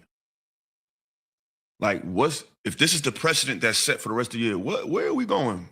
Where's the content community going? Where are we going now? He said, Corey stole off on a woman, but you want Anton to say what he said again. That's some sucker shit. I mean, I'm saying, it doesn't look manly. It definitely doesn't look becoming, man. And it's a double whammy. Because you just was talking about his daughter, who ain't do nothing to nobody. Now your video, you hitting a woman. It's like, this man put you in a fucking, he set you up, man. I agree with this too. Women, please stop walking up on grown men. Control yourself. Yeah. She said he poked his face with a finger. Maybe she did. Let's watch it again. I didn't see that. I ain't got the best eyes. So let's see it again. Let's watch it again. Maybe she did. And if she did that, then she was dead wrong too. I didn't see that though, but let's watch it.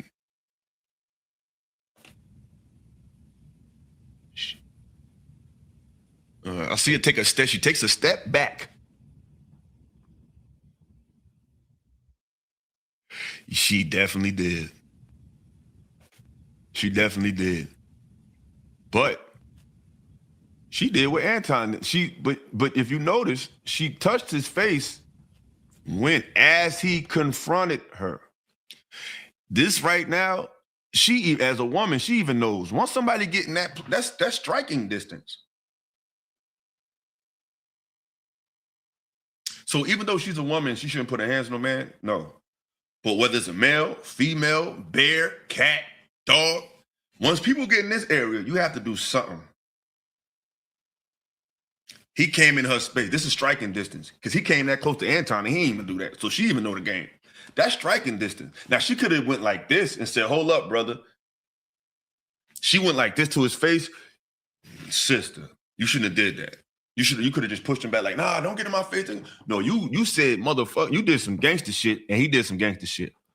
So this might be an even exchange, slightly kind of, sort of, but it's ugly because you know, Corey, no one cares what men do. They only gonna care about what the woman do. So even if you are in the right to defend yourself, brother Holcomb, the fact that you just got into this shit with Anton, people are gonna bring this shit out, remix it, and try to hurt a brand when you know all the real niggas fuck with you and love you, man.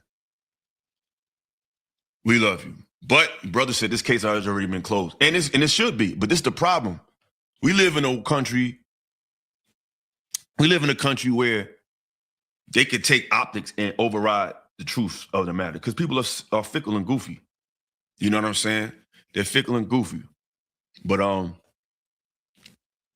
we still trying to hit the goal for the day because I love y'all. I'm gonna open up the panel anyway. I'm gonna open it up anyway. He said Anton won. Depends on who you ask. I think they both lost, to be honest, in my mind. But Anton might win the battle of appeal in mainstream America. He might win that battle. The conservative, right-wing people, he might have won their audience. He might have won over the ruling class's perspective, but I don't think it was a W for anybody. I think it's a double L. And like I said, I'm not gonna hold y'all up here too long, but I'm gonna open up the panel. If people want to talk about some things, let's talk about it.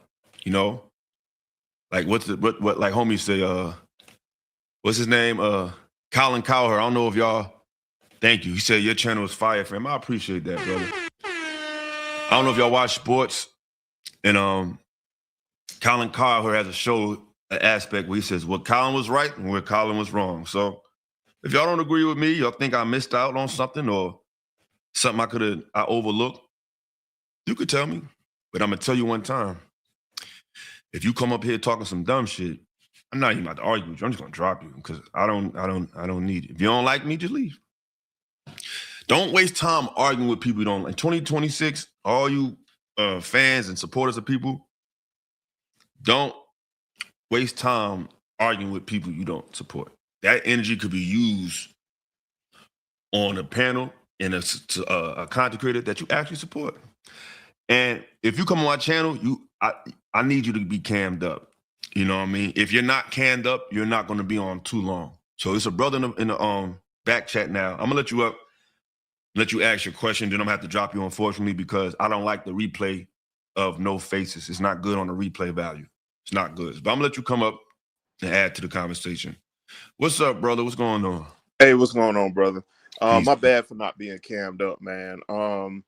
Just wanted to say, man, I agree with you on the Corey Holcomb thing. Like, yeah, you know, she did put her hands on him, but it was like, Corey, you walked up on her like you was about to do something. So it's kind of like, you know what I mean?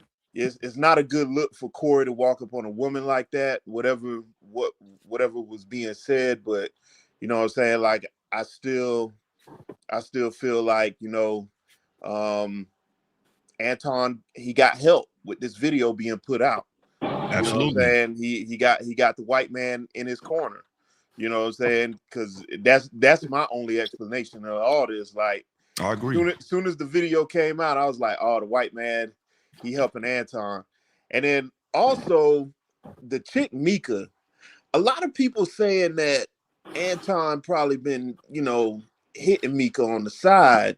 But something is telling me that I think he was posed. I think Anton is posing like something's going on with him and Mika, but it ain't really going down like that. You know what I'm saying? Like, I just got that feeling, man. Like, when you watch her video of her explaining everything, it's almost, it seems like Anton is like maybe trying to get with her, so he probably be getting her tickets to the games, like that one picture. Probably told her, yeah, you're gonna be on the 5150 show. Got her to fly out to LA, but it's just something. I just feel like he's posing like like there's something going on, and there's really nothing going on. That's what I feel. You know what I'm saying? That's highly possible. But this shows you how much these people don't even do their homework on him, because like I was on a panel with her before, and she's not stupid, but she didn't make any sense at the same time as well. But this man said F Malcolm X. I go to her Instagram page. Who on the first row of her Instagram as a Malcolm X. Malcolm X. Yeah. So that shows you people they don't stand for shit. Nah, they don't. They don't stand for anything. They stand for money and clout, and they use Malcolm X and all these people to pull on the heartstrings of our people, just to get some bread. And it's fucking fake. There's no way I could be that close to somebody who said that without a conversation. Like, hey, brother, what's up with that, man? Why did you say that? Nothing. Man, I had this problem from the beginning. Like, my bad for no having the cam. I'm not in the studio right now. But no, you good. Bro, like, I've been calling this out for probably the last 2 months. It's been largely ignored by the community because people was rocking with dude until this happened. And I'm like, but I've been saying this for so long. Like, this is what he does. He's another one of these grifters who tries to profit off of black people by telling black people that black people are stupid. Like, how you gonna listen to something like, you are a black person? And that's one thing that I will always stand up for is my black people. And I said it yesterday, the day before that, and the day before that. My black people are not perfect, but we doing our best and we trying. Facts. So it's like, what are you gonna do? Like we have 2% of the wealth in this country. Everybody broke at that metric. Brother, I'm glad you said that, because, and shout out to my boy UT in the building, man. Brother, I don't know if you dropped on purpose. I didn't drop you. If you so I'm glad you. There's something wrong with AQ. But I'm glad you said that, brother, because I've been wanting to share this video for a while, and I think it's the perfect time to do this. Because people like to talk, but we need to know what's going on. That's why if y'all did the video seen the interview I did with Medium Man, please check that out, because Medium Man has the receipts. That's Mr. Receipts. Stop listening to people just saying shit. You know what I'm saying? Get to the receipts. But I want y'all to look at this video. It's about 3 minutes, so we can have context on where we're actually at as a people, not the nonsense and all this bullshit people be talking about. But you got the floor while I look for the video. You got it, bro. Go ahead. Yeah, now my what's going on, everybody, man? Y'all been enjoying the show the whole time, bro. You've been, like you say, every time that I listen to you, it just get, you showing that you're not biased. And people got to understand, just like I said when I first came up about the Corey, I have gripes with Corey too. But like you say, it depends. The situation at hand, it's just who right and who wrong in it. That's it. Like I say, he should have never brought up the kid. But this is my thing with this, the chats and the people that follow these people. Just like you said, they think we're stupid. They will say something the first 5 minutes of the show and say something totally different. And then when you question it, the chat that follows him act like they didn't hear him say it. No. And you like, what? How? I'm not even on here to really be trying to dispute what you said, but you just said something totally contradicting 5 minutes ago. And then they'll focus on me. Well, you overtalk, you cut them off. You know why I cut people off? Because they're fucking lying. Lies don't need to be heard.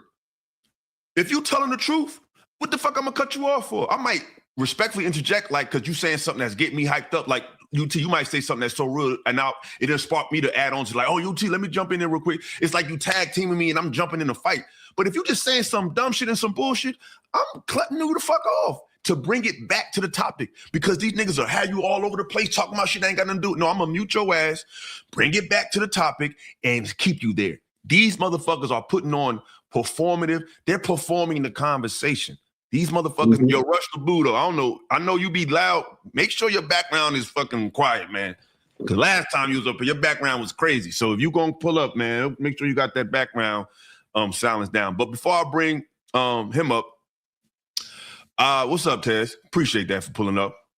I'm gonna share this video real quick. This video is only 60 seconds long. And I need y'all to pay attention. See, I'm here to inform you, not to demean you. So watch this video. So when you watch this video, remember all the people talking about what we need to do and what we ain't got. Remember this video I'm about to share with y'all. This is from a brother named Antonio Moore. He was Freeway Ricky Ross's lawyer. He did a documentary called Cracking the System, where he showed you how Freeway Ricky Ross took the real Rick Ross to court for using his name. The real Rick Ross ended up countersuing Freeway Ricky Ross and beating him in court for using his own name, saying, I got that name from football. See how fucked up that is? He ain't get that nigga nothing. He could have just said, hey, well, you know what would have been fly? If Rick Ross hired him and said, yo, you could be a part of my outreach aspect. Imagine how real that would have been if the real Rick Ross hired, if the fake Rick Ross hired the real Rick Ross. That people would have forgave you using his name and all that shit. You would have looked like the real nigga. No, he countersued him for using his name and said, I never used, I got it from football. That's why he started calling himself what? Rose. So y'all got to do your homework on stuff. But this the type of shit we support. What he said? How you got it from football? That's what, I ain't never hear that. The documentary is called "Crack in the System." Look up. Okay. It's called "Crack in the System." Freeway Ricky Ross, and this is his lawyer. He has a channel called Antonio Moore. And I don't agree with everything Antonio Moore say, but this was an excellent point, and I want y'all to check this video out. The racial wealth gap explained in 60 seconds. These niggas can't explain it in 4 hours. Talks brings to you the racial wealth gap in America, explained in 60 seconds. In America, there are 190 million whites, living in just about 82 million homes, while there are 40 million blacks, living in just over 14 million homes. To truly understand the racial wealth gap, you must look past the income of these families and evaluate household worth. According to demos.org, in total, white American households own 90% of the national wealth. In contrast, Black Americans altogether own less than 2.6% of the national wealth, with most of this small sliver being in the hands of Black baby boomer retirees. Black working age families are largely invisible nationally in terms of wealth. To give a clearer lens, the bottom 50% of American households control only 1% of the national wealth. And of the total 14 million Black households, likely over 10 million Black families fall into this bottom group that owns nearly no wealth.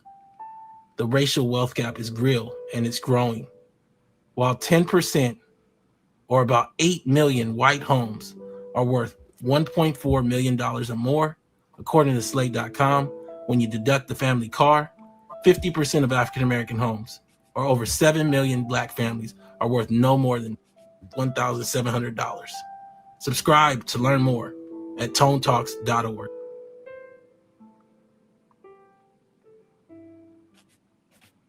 Wow. So now that y'all know that, think about the shit these people be saying on this internet. Does it make fucking sense? Exactly. That's been my point this whole time. They arguing about, oh, he right, he street, he hood, he not. Who cares about any of that? The whole point is he got asked a simple question. For me, I could have done without the entire interview. But he asked him a simple question. Why don't you never say anything about those guys? Oh, I just realized who you was. Shout out to you, brother. Yeah, man. I'm glad y'all here, man. Shout out to them and your man, Classic Codes. Classic Codes, if you in the building, bro, you can definitely come up. Y'all can always come up here. You don't need no invitation. If I got an open panel, you can always come up here. I'm trying to connect with the real. It's a new day. We got to form up like Voltron and get these weird niggas the fuck out of here. These weird content creators, these weird channels. Fuck these weird ass niggas, man. These foreigners that don't know nothing about our culture, that don't live in our country, that live across the seas and try to make money off of a conversation that looks economically feasible. Fuck you. We here now, nigga. I'm on you niggas' heads. We clicking up, and it's time. It's a new day. It's a new era. Fuck these weird ass panels that just want to argue every day, talk about black women and white. That shit is over. We already know what our issues is. We're trying to get over the hump. We're trying to give our children something. We're trying to show them a different way, show them a different perspective. What the fuck is the point of arguing with women who don't see your view every time you go on the camera? Nobody got time for that shit, man. But yeah, Tez, you got the floor. Go ahead, bro.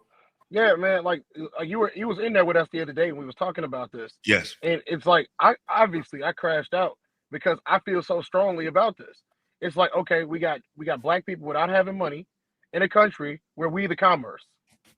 We've been the commerce since we got here. Been the commerce. So you're gonna tell somebody else, oh, you ain't got no money, or you ain't got no money, you broke, and black women ain't this, and so you gonna rip down your own community for what though? Who's paying you to do this? You know what's funny? You know who's really, because we like to blame the white man, but you know who's really paying our people to do this? Our people. Our people. Our people paying them. Our people. They subscribing to this. So we can't even blame the white man at this point. It's us paying for this shit. I say it like this. Every time I meet a dude that says, oh, I'm not like the rest of them, I'll be like, how? What's so wrong with being like the rest of them? Not saying that you can't be unique, not saying you can't be different, not saying that you can't be introspective and smart and all this stuff. What I'm saying is, what type of compliment is it if somebody says, oh, you a different type of brother? Let me tell you this though. The thing is, that be a lie, because with the altercation between him and Corey, he acted just like every other nigga would have acted. He started saying, I'm gonna whoop your ass. He started saying all of that. And you did the same thing. How you different? You did the same thing. At all. Repping your set, repping where you from. You brought back up, like I'm from DC. Break this down for a whole month. But like you said everything that a nigga would say. Okay, we hit the flex. You got the girl for clout. You got invite people that don't belong here. So you crashing parties now. You repping your set. You got all the designer on. Appreciate you, brother. How are you different than anybody else? Yeah, that's what I'm saying. Like when I told him on the panel, because the funny thing, Tez, when he came on my show, because we had a previous altercation, I didn't know he was gonna come on my show. He just popped up. People told him, oh, you should have did this, you should have did that. It's like, bro, I'm a grown ass man, and I ain't about to do no internet fight. I already told him last time I seen him what I would do. So at this 2 years removed, I'm not about to have a Corey part 2 or Anton part 3. I'm not about to do that shit. If anything, this is a chance to show the world how I articulate myself and how I handle a conflict. I went straight to the issues with him. I didn't say, hey, can I be a bag chaser? I just said, yeah, I hear you too. Like, if you watch the clip, I didn't even let him finish talking. He was saying, yeah, peace to the chin. I said, yeah, I appreciate that, but I went straight to the issues. Yeah. Because that's the point. What he tried to do before was... You kind of have to in that situation. Yeah, what he tried to do before is say all this ad hominem shit and all that to distract from an exchange of wits. Because on low key, most people in this space, they want to seem like they the smarter person. So it's like, cool, let's put our intellects to the table. Fuck all that ad hominem shit. Put your intellect on the table, and I'm gonna put mine to the table. And 9 out of 10 times, I'm gonna make you look very stupid. So he tried to avoid that. So once he came with the piece, to me, that's him acknowledging that when you talk to Illa, you can't hot dog with the money shit. You gotta really bring your intellect to the table. And I asked him, I said, bro, you talk all this black shit, but you all these black albums behind you, all these hip hop things, and like, the sneakers. Take that shit down. Sneakers behind your wall. These are black hip, not just black. These are hip hop aesthetics. Specifically, you talking out of both sides of your mouth, but the people support that shit. Go ahead, UT. You want to say something? No, you said everything that I'm pretty much gonna say, because all of us kind of think when we see it, you know what you're seeing. It ain't, you can't. That's just like when they be trying to bring up statistics and stuff. We can see. We don't need to see the statistics if we can see what's going on.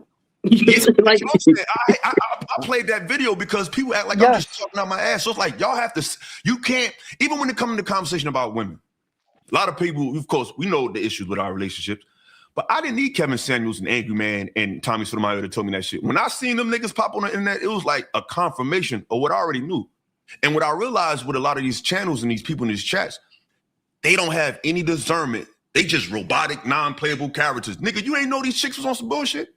You didn't know that? How did they not know? You needed Kevin Samuels to tell you that?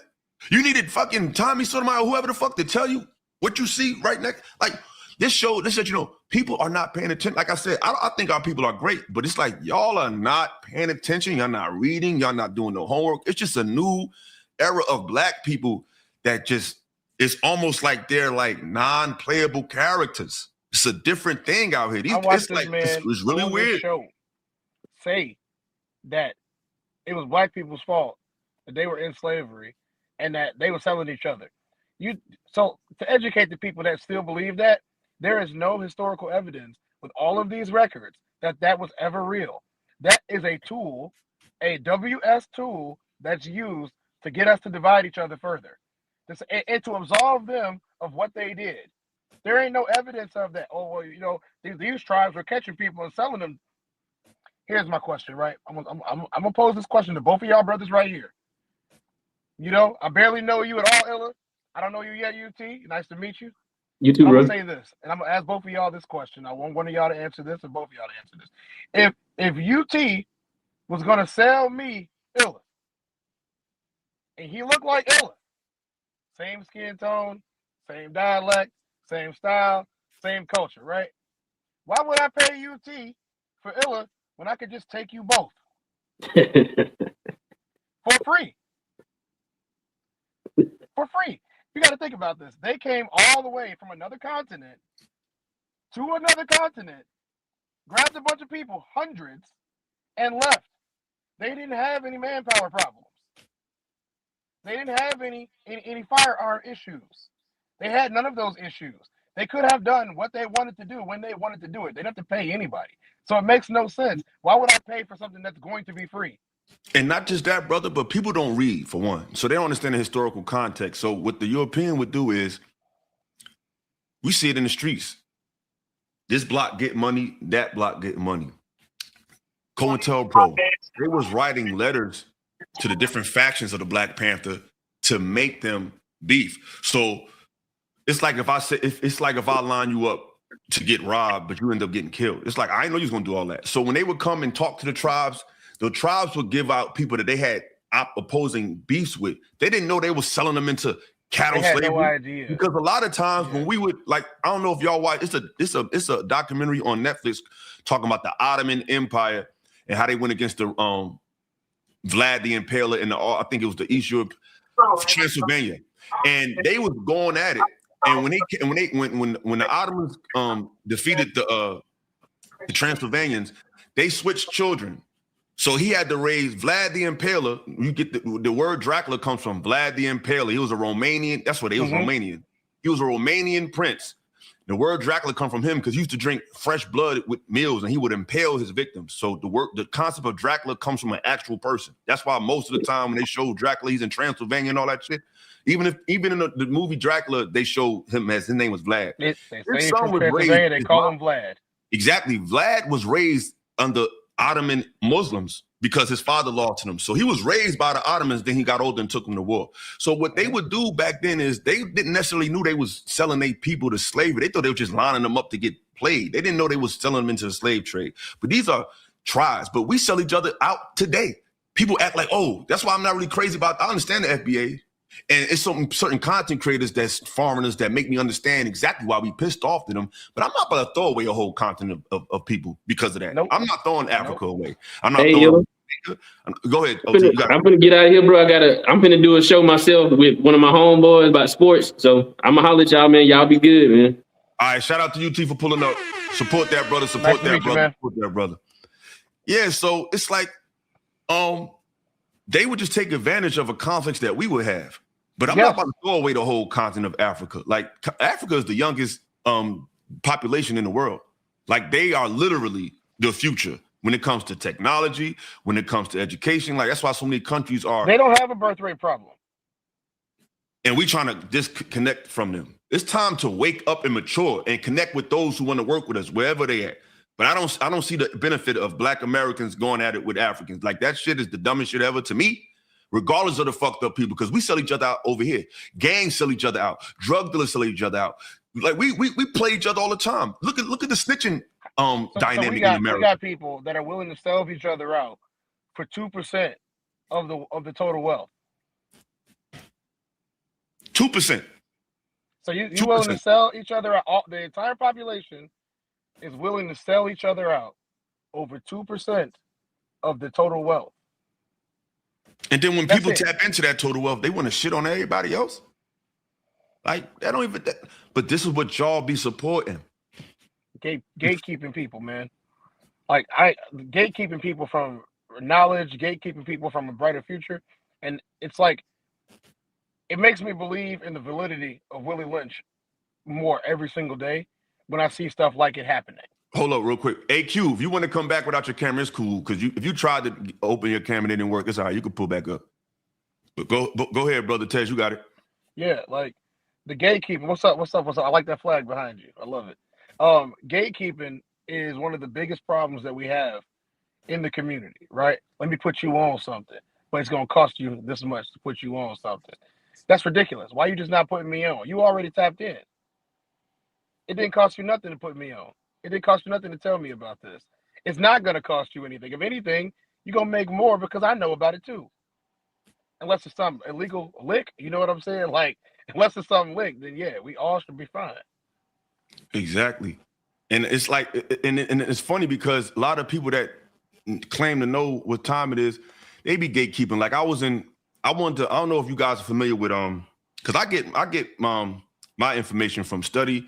And when I used to be on YouTube, I never was looking at relationship shows. I used to be watching like lectures and documentaries. You know what I'm saying? I would watch stuff like, I would watch people like Bobby Hemmett, Phil Valentine, Dr. Ashra Kwesi, Jewel Pookrum, Naeem Akbar. I can get on and on. So that's what I'll be watching. So I wasn't familiar with this space. This space invited me, but I wasn't watching that shit. I didn't watch none of these shows. I still don't now. I don't watch this show. I don't watch that shit. I don't watch the other ones. I interviewed a brother from the conscious community, somebody that I grew up listening to, and I respected him. So I want to interview. He knows Phil Valentine. I want to interview Phil Valentine. And it's funny because I invited this brother on the show about gatekeeping, and he gatekeeped me. So I'm in Spain, right? He like, yeah, I see you in Spain. I'm like, yeah, brother, I'm trying to interview Phil Valentine. I know you know him. He gonna tell me, I need you to go and take a picture in front of the Alhambra. I said, I'm in Madrid. That's like hours away. I said, why I gotta do that? Oh, if you do that, that'll let him know you got some skin in the game. Nigga, I interviewed you. That should let him know I got some skin in the game. I really want to patronize him for his time. That should let you. Why? I ain't got to do no dumb shit like that. He wanted you to do a ritual for initiation? To show that you got the plug and all. Like, and he's supposed to be a conscious brother. So it don't matter what community we talking about. This gatekeeping shit is all across the board. It's just all in front. Who y'all see on this camera is who I am in real life. The way I'm talking right now is how I talked when I was 19 on the block, and everybody that know me know that. So this ain't no act. A lot of people are trying to find themselves through content.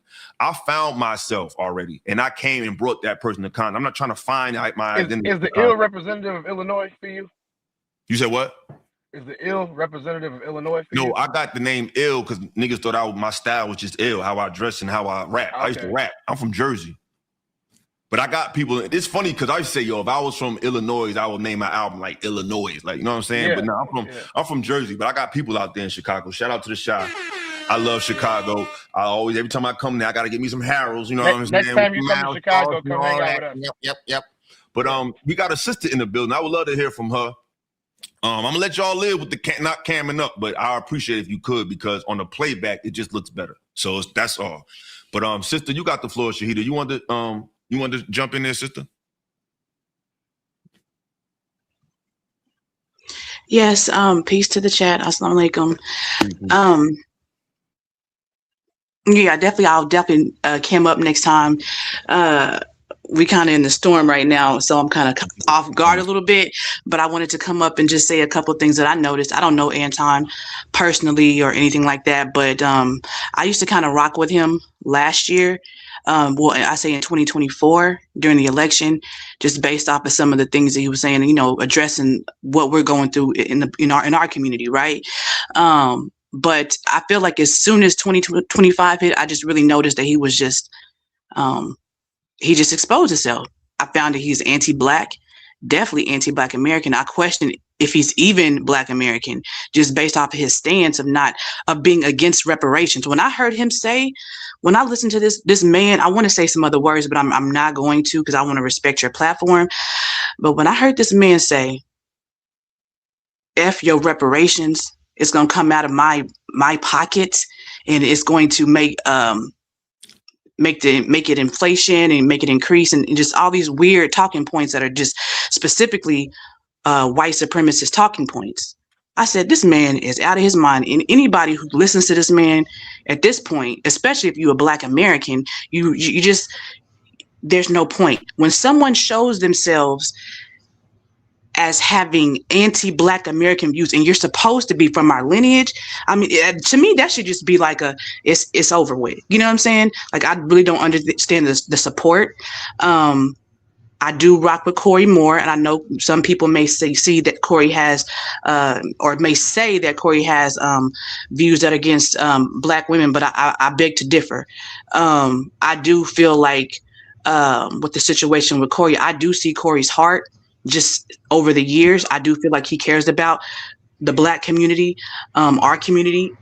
I know he rocks with people who are intellectuals. I know he rocks with people from different viewpoints in our community. And I feel like when you show that you are anti-Black, it's really no point in even listening to this man. I've seen months ago, before anybody was really posting about how he treats his wife, I saw that video about his wife, and I was hearing different things about how he treats his wife. The fact that this man is married. Okay, I'm a married woman, so married to a Black American man with Black American children. So the fact that this man is out here with a wife, Almighty God bless him with a wife, and this is how you treat your wife. That should be the limit right there. You know, I don't see why brothers are supporting him. Yeah, I mean, and I'm gonna play a clip real quick, and then Brother Aaron, you got the floor next. People always talk about reparations as something that come out of white people's pockets, even white folks. They don't understand. Reparations benefited companies that's still around today. Goldman and Sachs, Wells Fargo. There's another, it's a few of them. They owe us. It's not about taking the money from the government. It's taking the money from the companies and the institutions that have been funded from free labor. It's like at least 15 or 20 of them. Lloyd's of London. These companies exist. They owe us. They got to cut the check. It's not coming out the pockets of the people. That's why these people be speaking so ignorantly. They don't know who actually benefited from slavery. It was actual institutions and companies. But when this man said this, and I had my little dust up with him, and you could see it's two Black men on the panel while he said this, and they look like they didn't feel like, it's no way somebody could say like, fuck Malcolm X while I'm on the panel. And my face don't change, my attitude don't change. These men were like this. We are under a spell. This is spiritual warfare. Look at these men as he said this. I don't want to hear that my brother shit, for the culture shit. I just said what I said. Fuck the culture. Well, in the words of Malcolm X, who told you to hate yourself? I mean, who told you to hate yourself? Black people killed Malcolm X. Fuck Malcolm X. And Black people killed Malcolm X. Wow, really? Fuck Malcolm really? X. Fuck all Malcolm of them. X? Fuck all of these people that came before us. 3 Black people on the panel, no emotion, no energy. These people are under a demonic spell. How the fuck that didn't rub you the wrong way? And then when I played the clip for him, he said, I need the context. That was the context, Brother Anton. The brother quoted Malcolm X. We wasn't talking about Malcolm X. It wasn't a Black rights discussion. I was there. That's after I dropped off the channel. It was not a discussion about Black, the civil rights movement. The discussion was, I'm a hater, I'm a monkey, blah, blah, blah, blah, blah. That's what he said when the brother quoted Malcolm. So the only way Malcolm was brought up to the context because he was quoted. And that's what you say.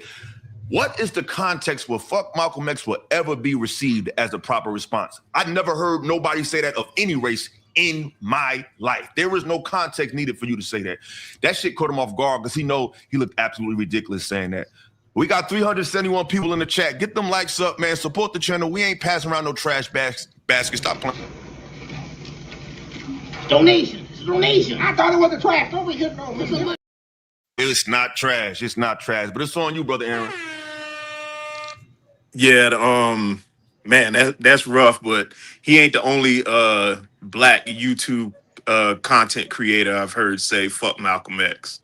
There's Who else another. said that? What's his name? Light skinned brother, bald head. Saint in the center. He another one that I've heard say "fuck Malcolm X," and right then and there I was like, ah man, you know, Stay in the center. Stay I'm in the good on center. him too. If that's the Saint, case, I'm good on him too. yeah. But yeah, for anybody, I land backing on what you guys was talking about, you know, saying when these sellouts tell us that, well, you know, Africans sold other Africans. All my people out there, if you're not familiar with the Spanish Inquisition, and I know Illa, you said you went to Spain, and I was gonna ask you, you know what I'm saying, when you said you went to Spain, I was gonna ask you, did you know what I'm saying, did you see anything? Did you see any literature over there about the Spanish? This Go ahead. This your first time on my channel or watching my Yeah. stuff?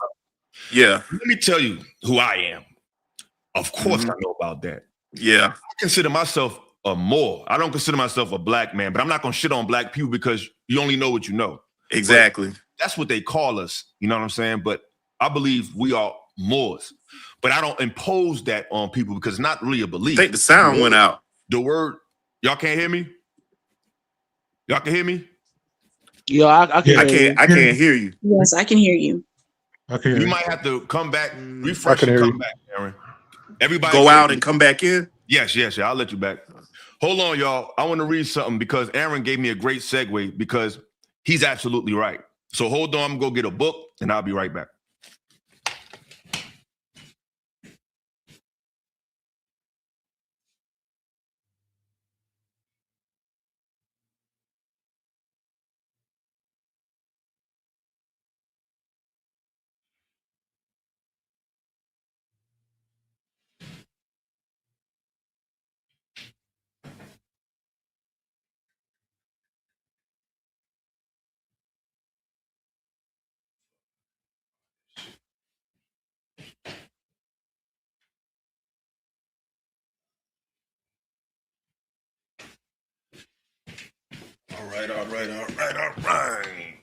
All right, y'all. I'm back.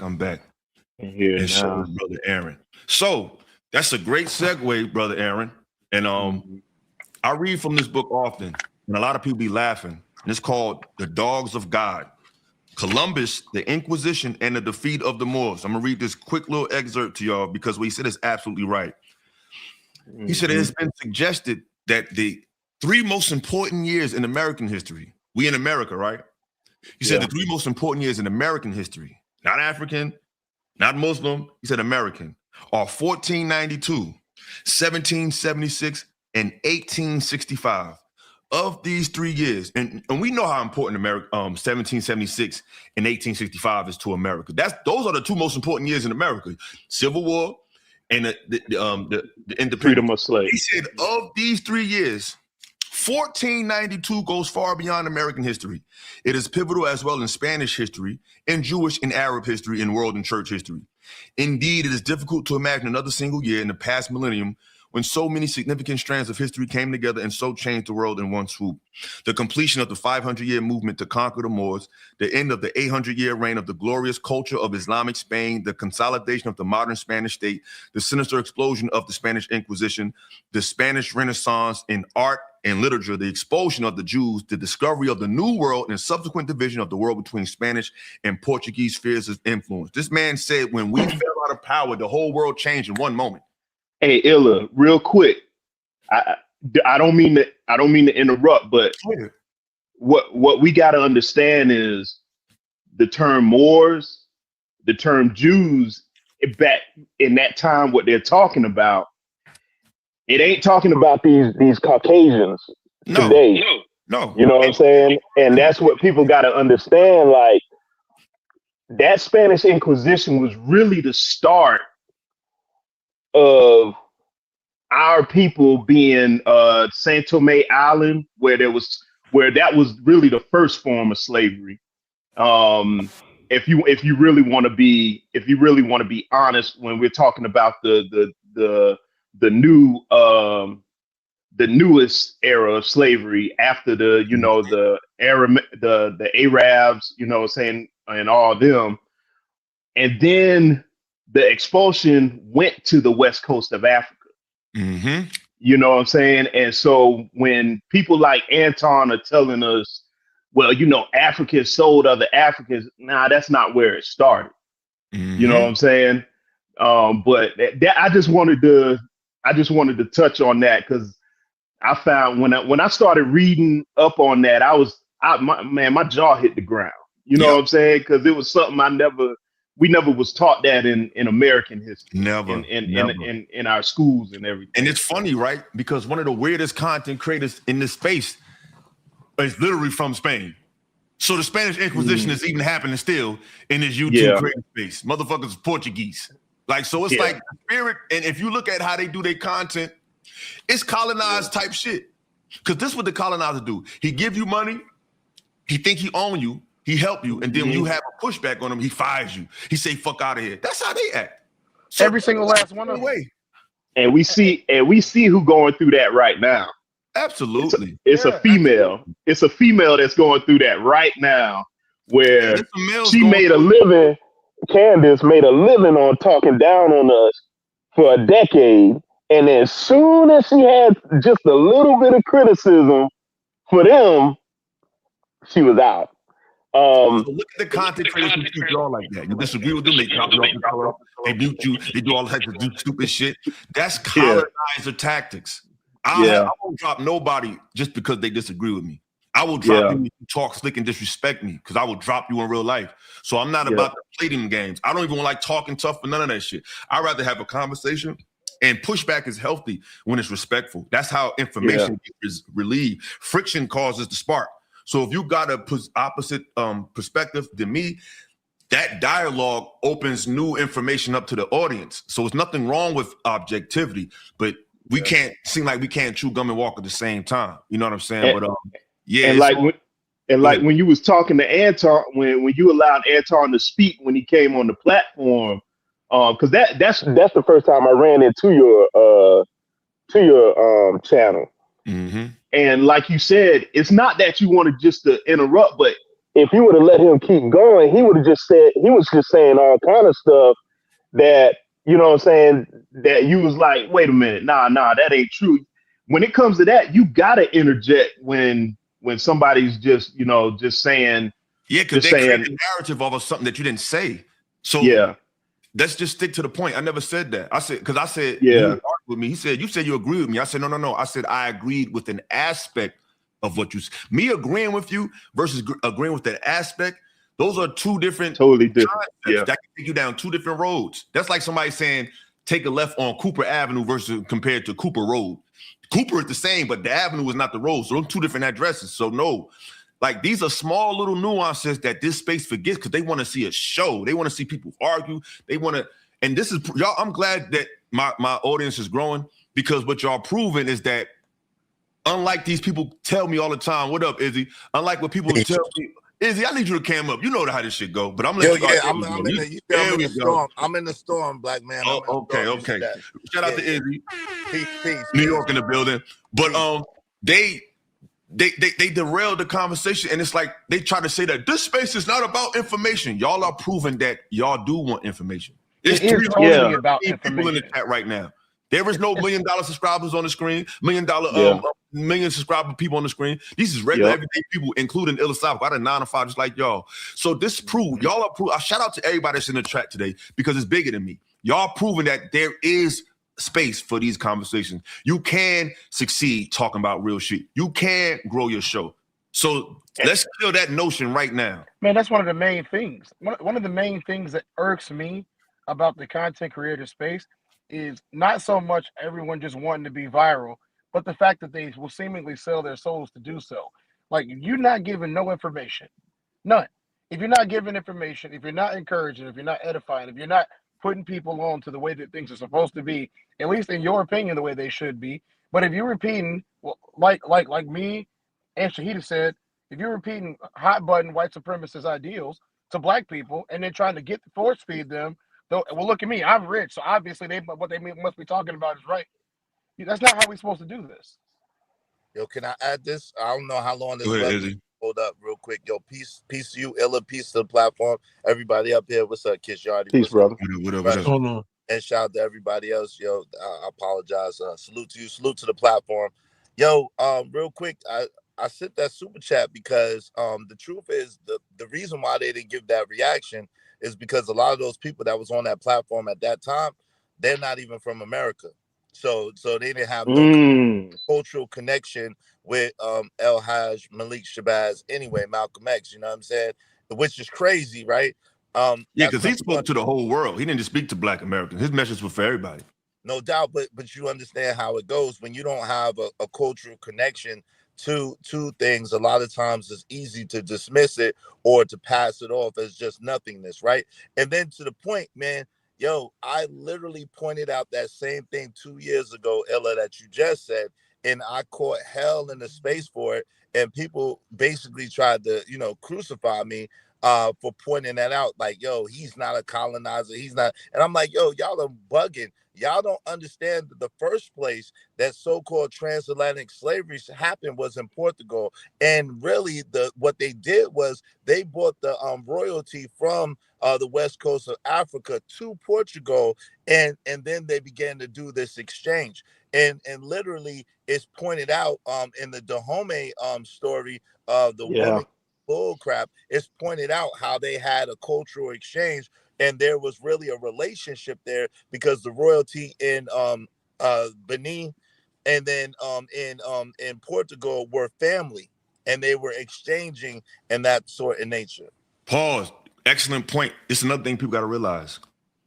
A lot of the Europeans that you see in power today are not Europeans. They're not. They got it's like right now. They're not European. It's like they just look like that. They call them blue bloods. Why? Because they could trace their blood back to Egypt. What does that mean? If you got back then, the Moors had all the power, all the regalia, all the money, and they would go to Europe, and they was kings, but their kingship didn't look like Europe. So they said, okay, for exchange, we're going to give y'all knowledge and information. We're going to get access to your land. So the way y'all watch Game of Thrones, what do? They arrange marriages to lock in succession. So what you would see is the European would marry with the Moor, and then the European would have a child, and then that child would marry a European, and that child would marry a European, and that child would marry a European. So they are locked into the legacy through blood, but they reshape the face of the bloodline through marriage. So now what you see today is just Europeans. They only got into that wealth through marriage, but they killed off the side of the original wealth, but they still are inherited to the wealth because technically they family. Yo, but these motherfuckers don't know that. You know, Illa. Add to that real fast. You know what's Illa? No pun intended. Yo, there literally is a train of thought which is ill. I didn't know they literally have a process. I don't know the technical term of this process. I can't remember it right now. Where they literally said that exactly what you said, and they showed that in the Bob Marley family, and they showed it as well in another family how. The process is you marry a white woman, they marry the black man to a white woman, and then that child, who is essentially a mulatto, marries another white woman, and then that child marries another white woman, and then by the time you get to the third generation, they appear to be totally Caucasian because it's been diluted so much. And there literally is. Look it up. I wish I had the to pull it right now, but I literally watched it and I was amazed. And this is literally a white supremacist ideology and standpoint. And what it is they call it the keep talking, man. I had to drop bombs on that. You dropping some jewels right now. They call it the pale mental mind state. So what it is basically get out, but in a real way without any surgery. It's inputting the European mindset, the Caucasian mindset into the people through lineage and through bloodline.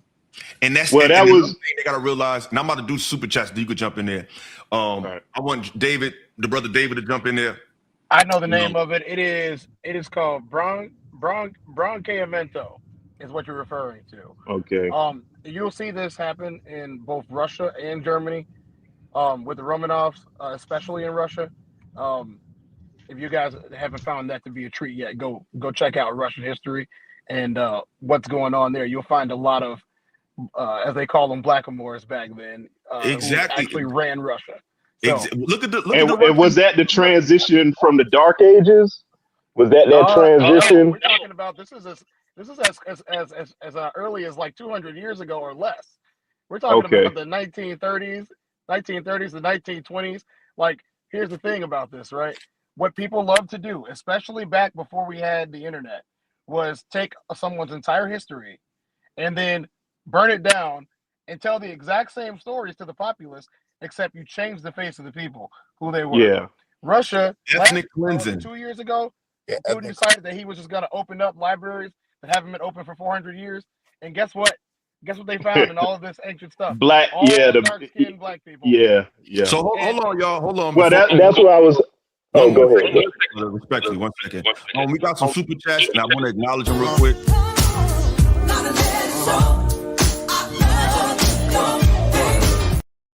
The brother Souls of Thought says, we all chatting but not supporting. Exactly. Money moves knowledge forward. He has the bag now. Let's help our creators get the bag. There we go. Everybody put it in there. Everybody support Illa. Put it in there. Thank you. Support Illa. Throw Illa at least $5, man. Thank you. Thank you. At least $5, man. Thank you. Thank you. Teach him philosophical. I'm trying to, sister. I'm trying to. And shout out to Big Izzy Bands. Izzy's funny as fuck too. Y'all, please support Izzy channel. Izzy's hilarious. He said, salute. Some of those people on that panel aren't American, so they aren't attached, and it's a shame. We let them speak for us. Absolutely, bro. Absolutely. Big Giz said, gave me the $2 super chat. Shout out to you, brother. Brother Robert Bryan with the $5 salute. Illa, appreciate the work, brother. I appreciate you, brother. I appreciate the support. Memphis 8229 super sticker. Shout out to the Memphis town. Robert Bryan also said, Illa speaking truth. Nobody seen Braveheart. Yeah, I seen it. I absolutely seen it. Thank y'all for the patronage. Please keep supporting. I want the brother David Calvin to jump in when he get a chance because he hasn't spoken yet. Yes, sir. Hey, how we doing? Salute to all my brothers and sisters on the panel. Hold on. What you say is real quick? I'm sorry. What you say? That's what he's referring to is that the king, when the Europeans took over, they had to have intercourse with the king. They had to have intercourse with those women, and before they even had intercourse with their husband, and so the child would be that European man child, even though he was in the household of that man and that man's wife. And it was literally for that. They didn't go into it, but it literally was for that purpose to try to whitewash. You know what I'm saying? Those particular people. Yes, I'm gonna respond to that after David. He said the blue. Listen, that lineage, that pure lineage is the Moorish one. That's why in Spanish, the word for love is what? Amore. And when you're dark skinned in Spanish, they call you a moreno or morena. They only call us black because they only call us Negro because the word for black in Spanish is Negro. But black is an adjective. So even if you don't think you're more, it's impossible for you to be black because it's an adjective. An Negro. Noun. More is a noun. So it's grammatically incorrect. So, but that's why they say negro in Spanish. That's what we call ourselves. Yeah. Every Spanish speaking country, including Portuguese, which is part of Latin. Let's just go Latin speaking languages. Every single one of them, except this one, has called us a version of amor, moreno, all of that. And this is newer. And it was to make us less than human, which is exactly what the doctrine was. 3/5. Why you think and I'm gonna let Calvin jump in there. Mori, Mari, these are all words that have been, there's over 70 words, spellings of the word more. That's why we're in American. That's not something from Amerigo Vespucci. Nah. There is a when you do your homework, Tupac, his name is Tupac Amaru Shakur, because he's named after the South American king, because there's more pyramids in America than there is in Africa. Not to knock Africa, those are my people. I'm not with the FBA disconnecting thing. I'm against disconnecting all haters, whether they African, whether they American. If you stupid, you gotta go. I don't think that's just specific to a location. Are they down there in Mexico? What you mean? Those pyramids in South America. We have some in Illinois. Illinois, Look up all up in Cahokia the Mounds. Delta, all in We have Memphis. pyramids in Illinois. Memphis. Hold on. I want to land my plane real quick. So the old term for people from this side of the hemisphere was, and look this up, the Amaru Khans. The people from this land were always called that. That's not new. The original name for American, the oldest definition of American is a copper-colored person. That's why the coin for the penny for Lincoln is facing a different way, and it's copper. Why? Because his mother was a Melungeon. Do your homework on what that means. So y'all gotta just stop letting people just run their fucking mouth and hold them accountable to what they're saying. They don't know what they're talking about. Scholarship is deemed in this space because they can't live with an informed populace. See, I want to know what time whitewashed Lincoln's, like being an Illinoisan, right?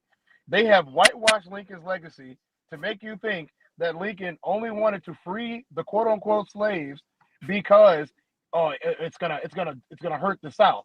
No, his mom had lineage to brown people. That's what it comes down to. His mother had lineage to brown people. If you go through Illinois' history, you'll notice the whole middle of Illinois was full of brown people, Native Americans. Look up the Cahokia Mounds if y'all don't believe me. We have pyramids in Illinois. They have sanitized the history to the point of where people are so dumb that you have these guys come onto these platforms and tell you a bunch of crap and say, "Oh, y'all wasn't doing nothing." They don't know nothing, man. It's like it's a brother named Chaotic Truth. His truth is definitely chaotic. He says a lot of this fucking stupid ass rhetoric. I've watched this stuff before. And they gotta get the fuck out the way. I mean, we're not saying you can't produce content, but the lies got to stop. No doubt. These Chaotic biased knows better. perspectives gotta go. Exactly. These He biased knows, perspectives gotta Chaotic go. knows the truth. He just that's why he calls it chaotic truth, because he knows the truth. He just chooses to get money this way. Chaotic knows better. That's dangerous and diabolical. It is. That's one of the worst people. Because people only care about money. They only care. So it's funny because there are certain. We gotta let the brother David get into. He's been sitting here for a minute. I want to. But go ahead, Tez. And then David, you come in. No, it's just it's real. Like people just care about money these days. They do anything for money. They worship it. They're licking off somebody's foot. It don't matter as long as they get $1. But again, the minute you start thinking that I will say all of this crazy stuff about people who look like me, just so I can rub two nickels together, you've already lost. Exactly. I want to shout out this super chat real quick. And David Calvin, you got the floor.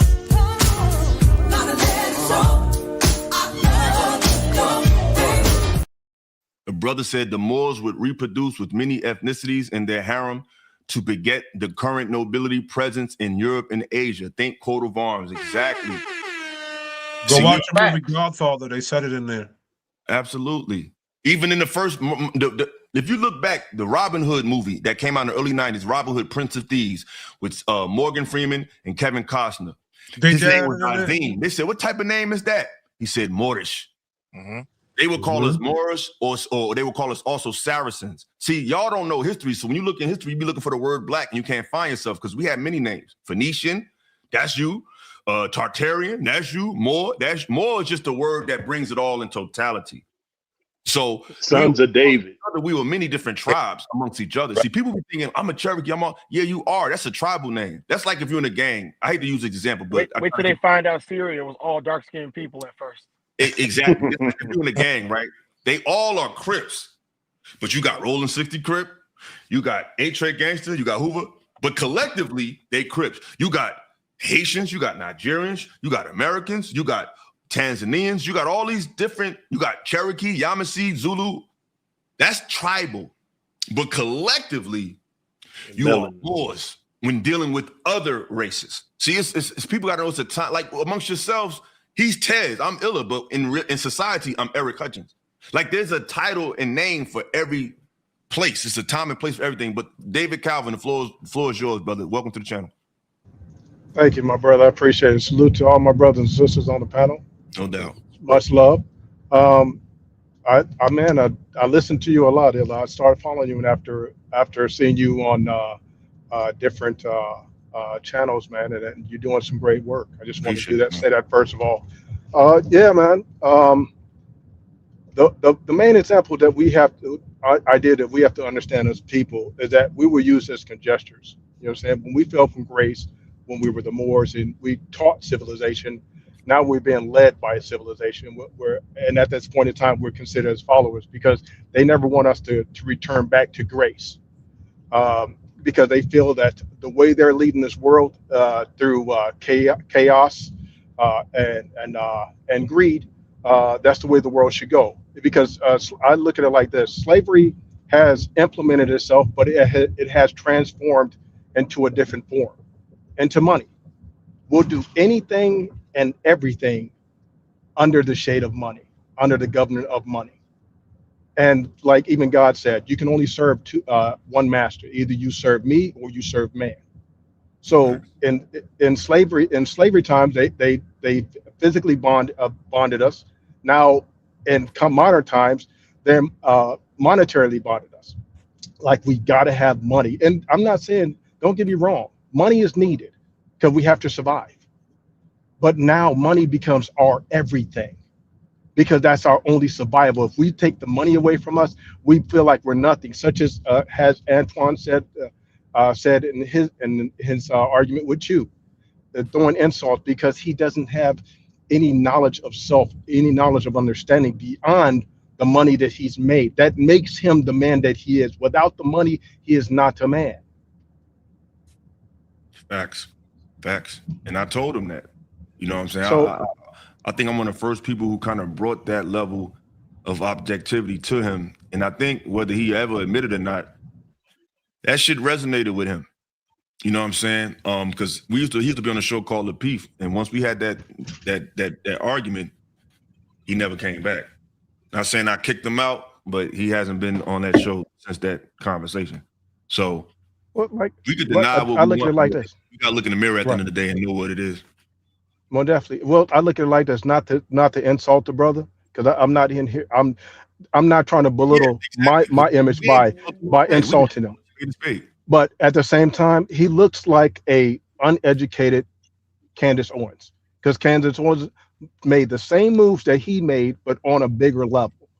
He's on a smaller level, but he's trying to push the people that he's associated aside, the group that he's associated aside, because it's easier to insult us and make money to show us some grace and perfection, and the perfection of the people of who we were compared to the people who we could become. He'd rather done us, so that way the other people will say, yeah, okay, since you did that, we're gonna give you some compensation for damning your people. And it seems like everybody's jumping on that same bandwagon, to where if they damn their people, they can make a profit. If they damn their people, they can be given some grace. If they damn their people, they be given some light, some growth, some involvement when it comes to monetary value. But that's all it is. Can I speak after Izzy? Yes. Okay. And make no mistake about it, they know better, bro. Anton ain't stupid. Anton knows what he's doing. He knows better. The thing is, he chose because he understands that he's going to get the money better this way. And like Illa said earlier, it is us. There's a lot of us that co-sign this behavior, champion this behavior, and support this behavior. Because the truth of the matter is, there is debaucherous behavior within our communities. There is bad behavior, just like in every community. And the people that are trying to strive to make a better way for their family, they do want a better image. However, that gets polluted and perverted, and then you have the Anton Daniels presentation to the world, which is hypocritical, which is destructive, and which is demeaning, because like y'all pointed out before, it's the very same behavior, just packaged in a different way. But make no mistake about it, he knows better. Exactly. And I want to address a couple comments real quick. First, I'm gonna address this one. Ain't y'all tired to talk about Anton? This is not about Anton. See, these conversations are segues to the bigger picture. Ultimately, we're talking about our people. These are just situations that spark debate that'll make you see the bigger picture.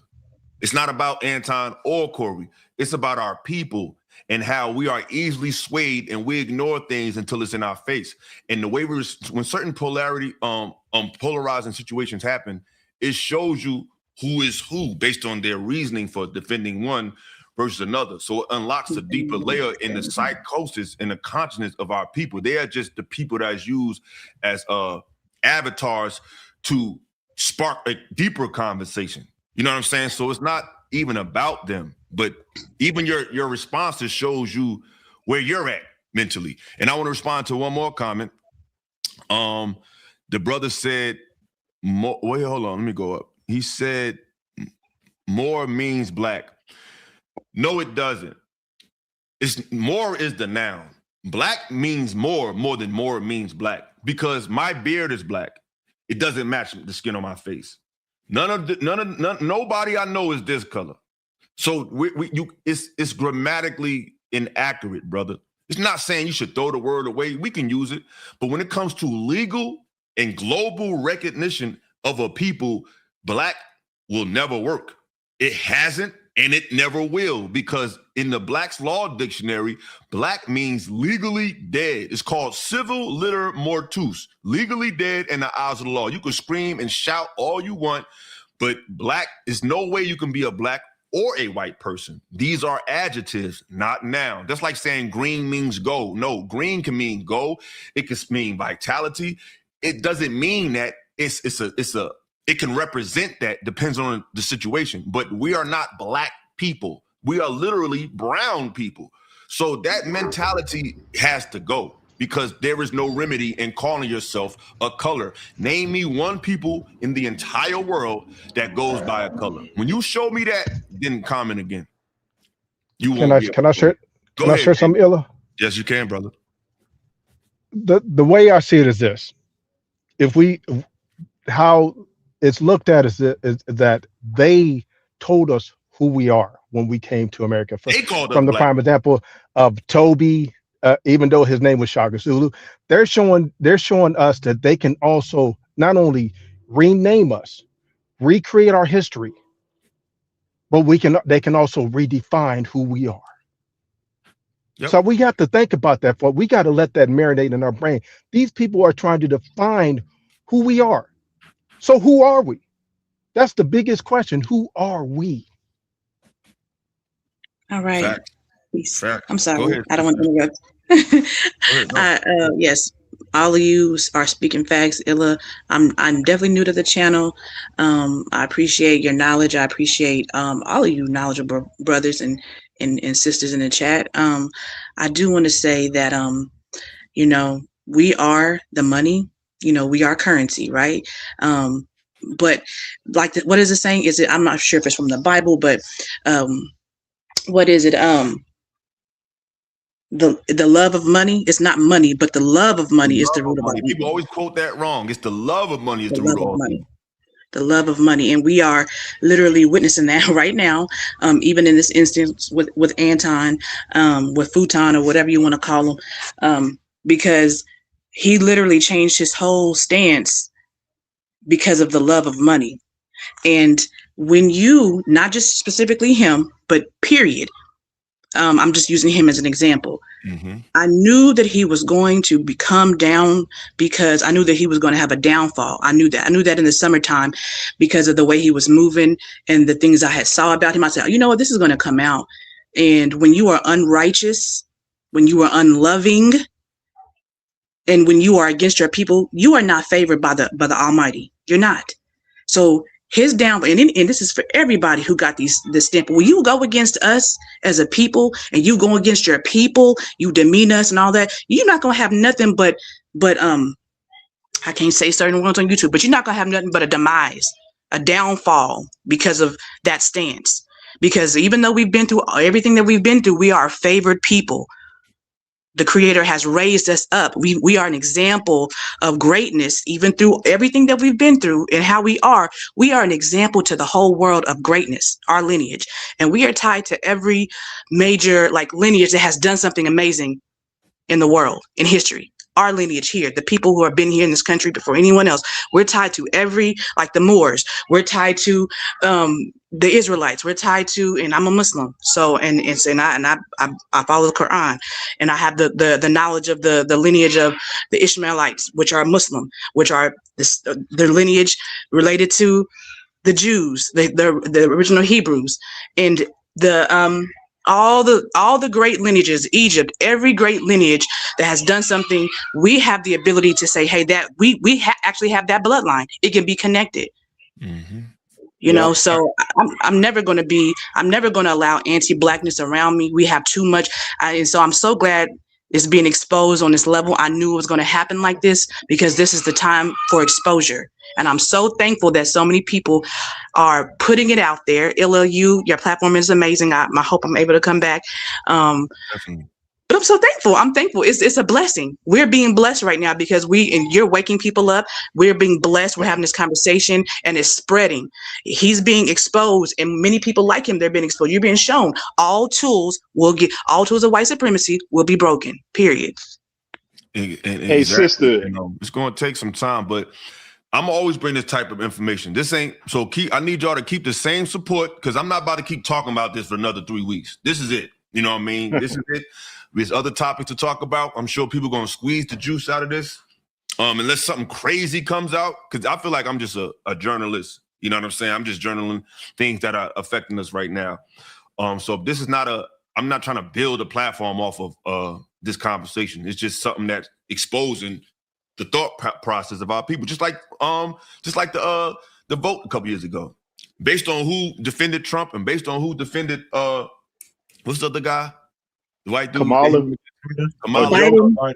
Just based on who chooses what and why unlocks another conversation. Because it's like when you get to know why people choose what is where the real conversation has. So this is just an example of that. It's not about Anton or Corey, it's just that based on their interaction, it unlocks where people's minds are at. So we ain't gonna just keep talking about this. So when I start talking about different stuff, bring the same support, bring that same energy, because it's not, Philosophical Radio is not just about this. Yo, Illa, speaking on that, and I think the sister has said it when you first came on, sister, how she, was listening to Antoine during the election. And see, I think with that topic, that's a deeper topic in itself too, because so many of our people, just like me, and I'm not going to exclude myself, I grew up thinking that we all must vote this way, right? Then you started looking at you get older, and for a lot of us, we started realizing like, okay, I've been voting this way, but nothing's been happening. Like we're still in the same boat. You know what I'm saying? We're still in, and it wasn't meant to like, all right, I'm gonna go to the other side because, like Malcolm said, Malcolm explained it perfectly. You got wolves on that side and you got foxes on this side. So we're kind of in the middle, you know what I'm saying, trying to decide. And I've come to the point where it's like, I'm not affiliated with either side now. In fact, the whole voting process, you know what I'm saying, I took a break from the whole voting process because, and I know people will say, well, your ancestors died. Yeah, our ancestors put it on the line for us to vote, but not to be stupid. And that's, I'm going to cut you know off. What I'm saying? Because people always talk about what our ancestors died for. They died for you to be able to read too. Exactly. They didn't just die for you to vote because the ancestors before them died and they wasn't even voting wasn't even an option. So what the slaves died for? Because voting wasn't even an option for them. Exactly. They died for our ancestors. And it shows you when they speak of ancestors, the fact that they start at the civil rights movement shows you how ignorant they are, as if the creation of our people started with slavery. Your ancestors are ancient, goes back thousands of years. Our ancestors our grandparents was in the civil rights movement, but our ancestors was Phoenician, was Tartarian, was Moorish. It's like our ancestors died for you the right to exist and think and be a sentient being, not just accommodating to a system that you're placed in. So I'm glad you said that, brother. I hate when people say that shit. I think that our when people say that, especially that we've been fed that because it's a manipulation tactic, it's just a scare tactic just to keep us on the plantation. We've broken ourselves from the plantation, thank God. Many of us are, I stopped being a Democrat back in 2020, 2012, so many of us have broke away from the plantation years ago, maybe even years before that, but that's just a manipulation tactic. And our ancestors died not getting their reparations. Our ancestors died fighting. Y'all don't reset it. Y'all keep talking. I'm just resetting my screen. Okay. Our ancestors died fighting. They died, in many horrific ways, in many heroic ways. And they died for the right for us to, for self-determination and for us to live, like he said, live and exist. It don't have nothing to do with voting. That's just I'm rambling. So let me let somebody else talk. But that really irritates me when I hear that. It does. It hurts my soul. And don't you know the slave owners got reparations? Like, I think a lot of our people don't even know that. You know what I'm saying? Like, the slave owners got reparations when they after 1865. So they messing with my stream, y'all. Y'all keep going. Sheen want us on you. I'm gonna reset again. They done froze my screen again. Keep going. I don't know if nobody heard me, but yeah, we heard you. I heard you. Oh, okay. Yeah. So my thing is, I don't have an issue with black people being conservative or liberal, right? My issue is because I've heard liberal people push things about black men that aren't true. And I've heard conservatives push things about black men that aren't true, negative narratives, right? My issue is that when black people are in either one of these sides, they don't call out their own side for certain narratives that they were pushing. For example, guys like Charlie Kirk, Just Pearly Things, or Candace Owens, they were pushing this idea that black culture is like, that 13% commits 50% of the share of the violence. I've done about 4 videos breaking that down, showing the data, the statistics, how that's miscalculated, right? And my issue is that when we don't call out whatever side you're on for pushing certain narratives about your people, knowing that there's data out there to say that that's not true. The liberals do it because they like to push the gay black man, right? So both sides push these things. When you talk, so earlier philosophically, I would talk about the Moorish history and stuff like that, right? What happened in America was that during slavery, it used to be the line of the father because they were more patriarchal, right? So what happened is they switched it from, if you mate with this woman, the child belongs to the father, because if they mated with a black female slave, their children would be free by the father. So they changed the law in Virginia, I think in like the 16th century. They changed it to, you are your mother. So what the white slave plantation owner would do is he would sleep with the women, they would have the children, and they would remain property. I broke down a video on that because people were saying, black culture is matriarchal, matrilineal, and because of the Christian black codes. And I pointed out, no. The reason why it's set up that way is because the European wanted to change up the law, basically cut off his face to fit whatever. Mm-hmm. So yeah, no, like. Well, you know why is that? After you, because, Aaron, I want Sheen to jump in there. Go ahead. I was gonna say, brother, that goes even further back. How can I call these people without bringing in the attention? The imposters. The imposters. I like that. Yeah. See, the imposters changed that way back. Yeah, something was happening to their people. Yeah. And they said, let's switch it. Switch it to your mother. So so historically, right, most people were patriarchal. And there's a reason why the patriarchal system is set up that way. It's not like it's oppressive. It's more structural with it. Because it's not, when you have a more matrilineal tribe, it's easy to come take over that tribe. Versus if it's a patriarchal tribe, you have to now go face that man to take over, to go conquer him. It's like a lion, right? A lion is not going to make you walk over there and come, you got to fight him to get his tribe. Whatever, right? When your culture is more set up like a beehive, a beekeeper can move the queen bee, wherever they want to go. And the tribe is going to follow that bee. So that's why that patriarchal system is set up that way. And if you go look up The Godfather, it was set in that movie when he was making fun of the character. Say, the Sicilians all niggas, because the Moors were some. That's what they were doing. I think it was said that the Moors weren't supposed to be doing that or something, but that's what they were doing, and they were doing it in Spain. They were just mixing with everybody. You know what I'm saying? Giving them that the royal bloodline or whatsoever. So that's something they were doing in history. But yeah, I yield the floor. Go ahead, Shane.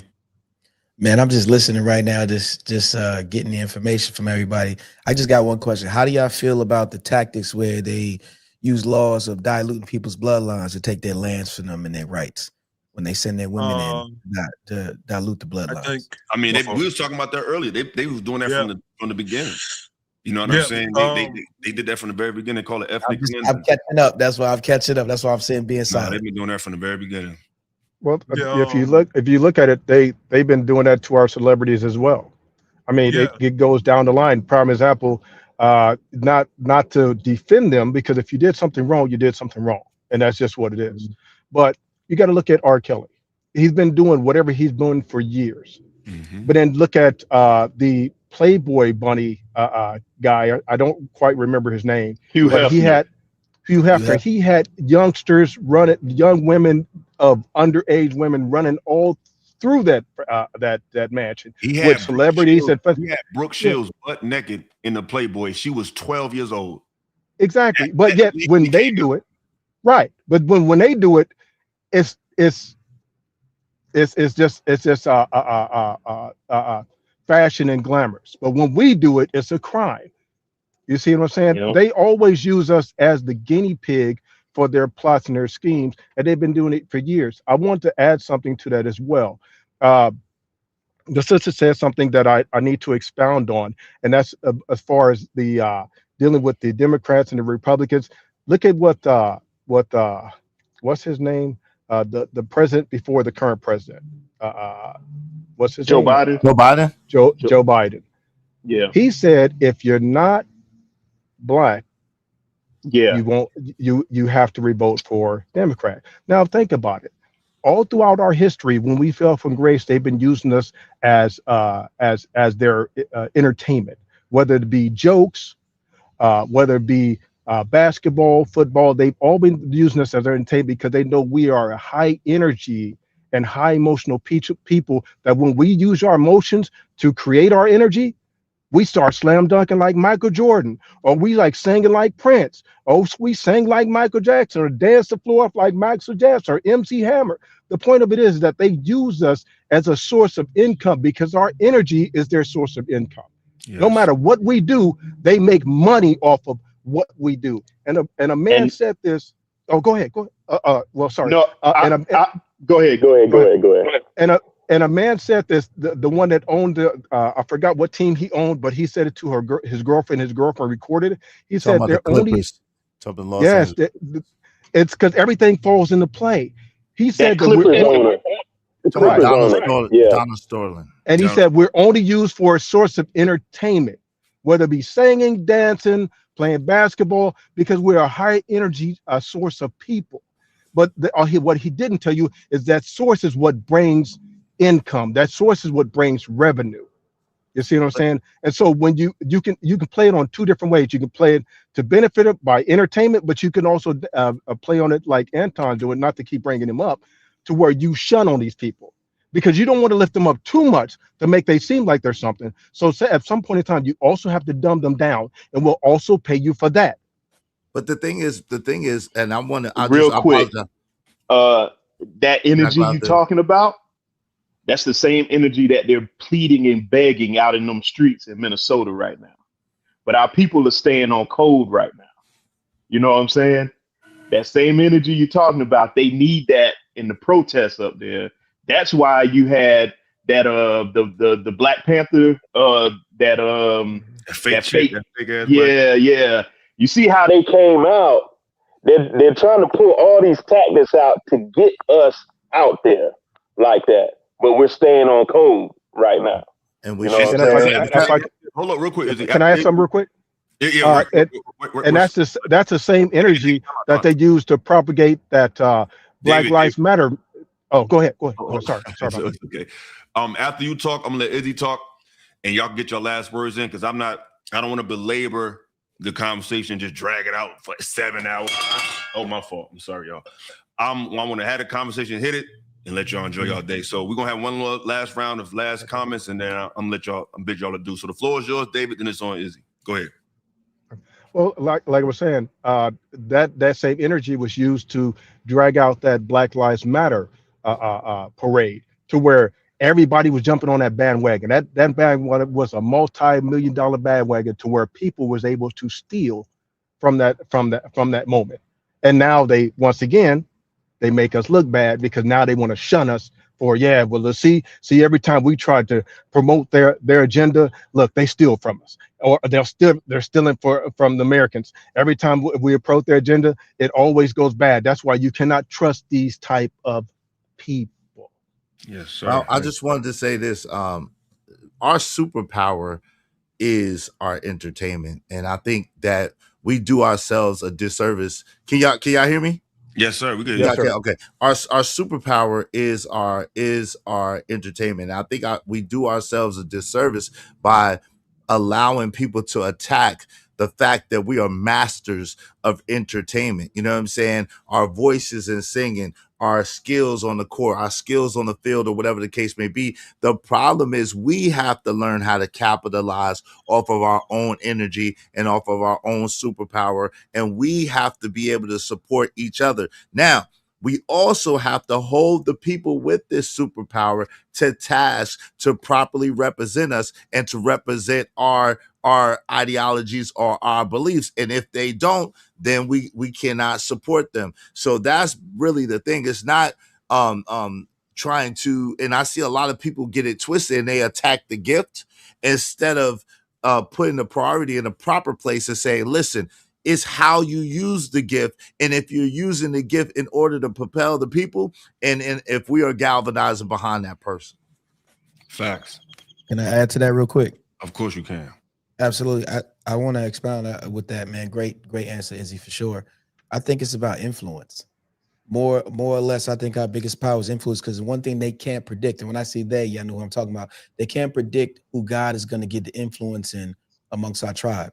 See, money doesn't matter. Things don't matter. It's the proper training we have as people when influence comes in, where that person can either galvanize us to go left or right, straight, narrow, forward, how you want to put it.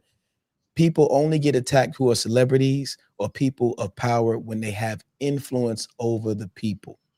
And like Fred Hampton, all these people, they had influence. It wasn't the fact that they were rich or had money. It's when you had the gift of influence, when the crowd follows you and God speaks directly to you to disseminate amongst the people. That's the only thing that AI or the enemy cannot predict, and they can't crash our influence. But our issue, in my opinion, is that we're not uprooting our influence to go the right way to steer the ship correctly. We're allowing them to take our entertainment resources. We're allowing them to finagle our things to financial resources and money, and not cultivate our influencers correctly to galvanize us to the correct way. The chickens are coming home to roost in Minnesota. However, the chickens been roosting under our own influences when it comes to our integrity, respect, our code. That's all I got to say. Facts. Any last words, before I shut it down? Okay. Go ahead. Okay, yeah. And just to piggyback off of what the brother Izzy was saying, and I saw somebody mention it in the chat, we're innovative. Yes, we are. That's another, I mean, it's been hidden, but we know that we're the most innovative. I mean, over 50,000 inventions that were stolen from us during slavery. I mean, think about that. We know that it's in just what we done after. I mean, everything you can think of that's anything to have has our fingerprint on it. So, I mean, all of our innovations, our inventions, our intellectual property, all of that. I mean, it's just too much to put into words, but we know we're not just entertainers. Being an entertainer is one of our greatest achievements as well. But it's like our inventions, our mind, you know what I'm saying? We have to remember who we are, and we have to bring that back out. That has to be put to the forefront of who we are, and our entertainment plus our innovations. That's I think that's one of the best things, and that's proof of that we are a blessed people. Whether you believe that we're a chosen people from a lineage, I believe we are from every lineage that's in our bloodline. Absolutely. We do go back to the motherland. So yes. Absolutely. I want to respond to this comment real quick. It said, dear Mr. Philosophical, I often see excellent conversations. Maybe she said I don't often see. But I often see excellent conversations like this one, Coach White. And I'm not, the conversation don't stop. This is stopping right now. One thing I don't want to do, y'all, I don't want to burn myself out. And I don't want to flood y'all to the point where there's nothing left. I want to keep you salivating for the next conversation. I'm not about to do no 10-hour panels because sometimes you got to do that because I respect it because this is a grind, y'all. Sometimes you got to do those long panels because you're trying to get your viewership up. But I want y'all to miss me. You know what I'm saying? I don't want to just be so familiar that you take me for granted. So I'm gonna hit it, and we're gonna keep it, and I'll catch y'all next time. So that's why I'm gonna always have these conversations. So it's just a break, but I'll be back. But I don't want to burn myself out, and I don't want to burn y'all out. But go ahead, Izzy. I'm sorry. Oh, my bad. No, go ahead, brother. Go ahead, Aaron. Go ahead, Aaron. You got it, Aaron. No, I was gonna say, man, I could talk this talk all day, and it could be different. We don't, you know what I'm saying? If you notice, it seemed like we done segued into different topics. Because it's you know organic. what I'm saying? So Yeah, because So hey, I'm with the system, man. Like I hate to see this end, but I get you though. I feel you. I feel you on that. I gotta keep All y'all. right. Gotta keep you coming back. Gotta keep you coming back. So if y'all like it, it's not gonna stop. Because Izzy, you've been in the spaces I've been in. You've seen what I've been through. Have I been like this from day one or what? Yeah, you've been the same. You've been consistent. That's why I rock with you. I ain't switch up. Happy I able to make it up here, man. I saw it the last minute. I said, "Oh, let me just see what's good." Appreciate you, brother. Appreciate you, man. That's what's up. But I can have these conversations too. But like I said, I don't want to burn myself out. Sometimes when something is so convenient, it's natural for us to take it for granted. And I've been taken for granted by this space for a while. This is a new day. I ain't doing it. I ain't playing with people. Y'all gonna respect what I'm doing. You know what I'm saying? Because I ain't doing no dumb shit, and I ain't gonna switch up as I grow. I'm not gonna get on some hardy shit. Like the more I'm blessed, the more I feel like that's the universe telling me to be humble. So as I get more, I'm gonna be even more loving, even more empathetic, even more open to working with people. I'm not gonna get on some funny shit. I'm just not dealing with people who tried me. If you came in my circle and was my friend, and you know who you are, male and female, if you was my friend and you tried me, I forgive you. But you got to stay the fuck away from me. That's just how I got to go. You know what I mean? I don't hate you. I wish you the best, but over there. But yeah, anybody got any last words before I shut it down? Because I'm hungry. I need to eat. Yeah, Yes, I just want to say, I'm sorry. about Go ahead. that. Go ahead, brother. No, please. Well, I just have just two quick words, and I'm gonna let you go, and then I'll, but I want to kind of correct what I said, because Brother Easy said, you said entertainment is our superpower. Yes, and entertainment is also a part of our innovation. So I want to just say that it's because our entertainment is also a part of our innovation. But what I also meant to say was our invention. So yes, you're right, brother, and I'm gonna yield the floor. I just want to expound on what she said. Our entertainment is our innovation, because you got to look at it like this. How did all these record labels and record companies making billions and billions of dollars off the backs of us? Because we are innovators. We create, and they feed off of that creation.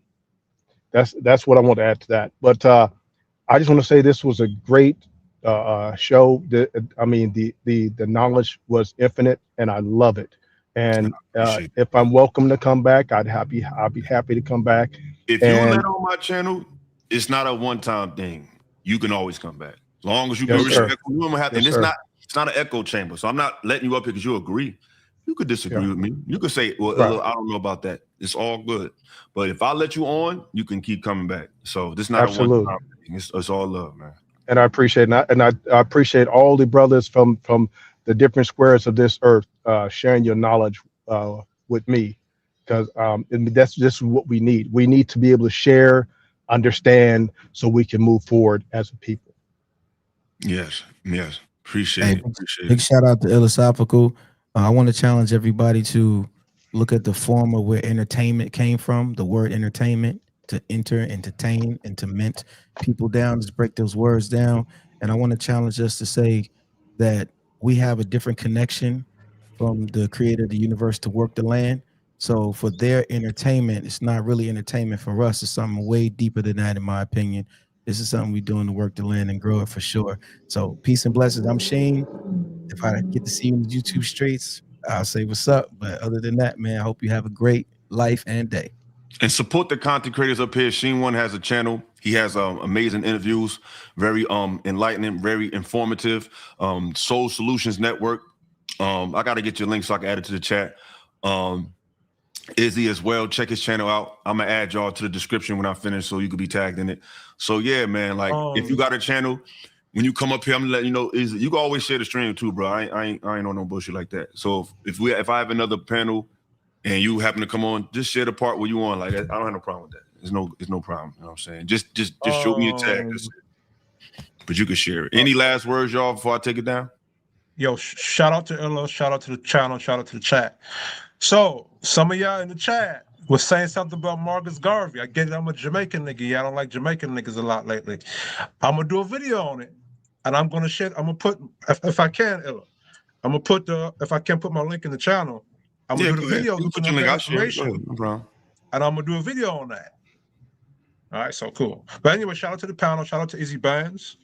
I like your work over there, Izzy Bands. I hope you grow in this YouTube streets too. Shout out to everybody on the panel. Shout out to Philosophical. Have a good one. And follow me on all platforms. My TikTok, they did my TikTok dirty. I had like a few thousand. They won't let me log into it. So you could it's like 2 Illa TikToks online. I don't get logged into the one with the lesser followers. So I don't know. But follow me on the Instagram. I'm trying to get to 50,000 followers to 100,000. If you fuck with what I'm talking about, follow me on the gram, sub to the channel, like, share, subscribe, leave a comment. If y'all want new conversation to happen, you got to support people who are really putting in quality conversations. We could talk about it all the time, but y'all patronize the goofy shit every fucking day. That's on y'all. We can only grow if you help us grow. I'm not begging y'all for money. You know what I mean? Of course I want to grow. Of course I want to be compensated, but your attention is currency. Your likes is currency. Your comments is currency. Your shares. And send money too, though. And send money too. Because you can't listen. Man, you know me. I don't care. I'm not going. Send money too. It's okay. Like, yo, it's okay. Send money too, man. Because it take money to keep this stuff going, bro. You know how I feel about that. Like, yes. Even Drew Ali said, "I need money. I need bad. It take money to create change." You know what I'm saying? Even Drew Ali said that. So, yeah, I'll be trying to be nice now. I'll be trying to be because I know keep it real. We don't need nice. We need truth. We need the truth. You know We don't need nice. Keeping it real. I just want y'all to know my heart is pure. You know what I'm saying? Like I gotta pay. My rent ain't cheap. I live downtown. So y'all gotta help a brother. Y'all can't hear me? Yeah, we can hear you. Okay. I can't hear you. Nah. I think it's something wrong with my sound. Keep going in and out. But I'm gonna be out. But I'm gonna be checking you. I'm gonna be checking all y'all brothers out, man. I really appreciate this conversation, man. It's a light. You know what I'm saying? So y'all be easy, man. Yes. It's not gonna stop, y'all. I ain't selling out. You know what I'm saying? Ain't nobody could buy me. Can nobody buy? If anything, they can invest in my platform to put it on a bigger platform. But can't nobody buy me out. You know what I'm saying? That's not gonna happen. So with that being said, shout out to Izzy Band. Shout out to Sheen One. Shout out to the brother David Calvin for adding to the conversation and very excellently at that. You know what I mean? You're very astute. I appreciate your contributions. And shout out to all y'all, man. One last super chat. Appreciate the 99-cent Mimi Flow. We all take it all. We take it all over here. I appreciate it. Thanks a lot for the super chat. And one more, appreciate you for all the super chat.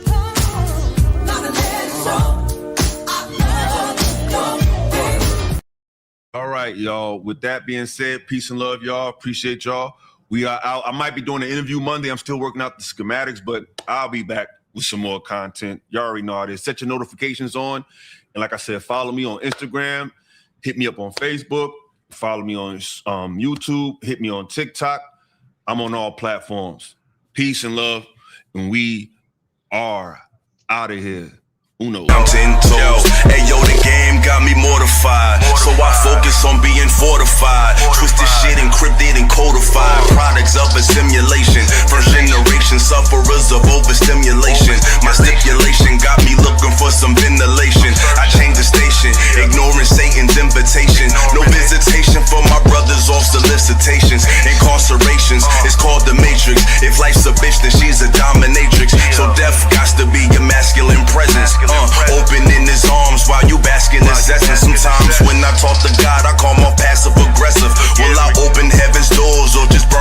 lessons, blessings. You know the game been told. If I was you, then my soul would have been sold. Watch what you do, cause it's coming back tenfold. Either way it goes, man, I'm 10 toes, 10 toes, 10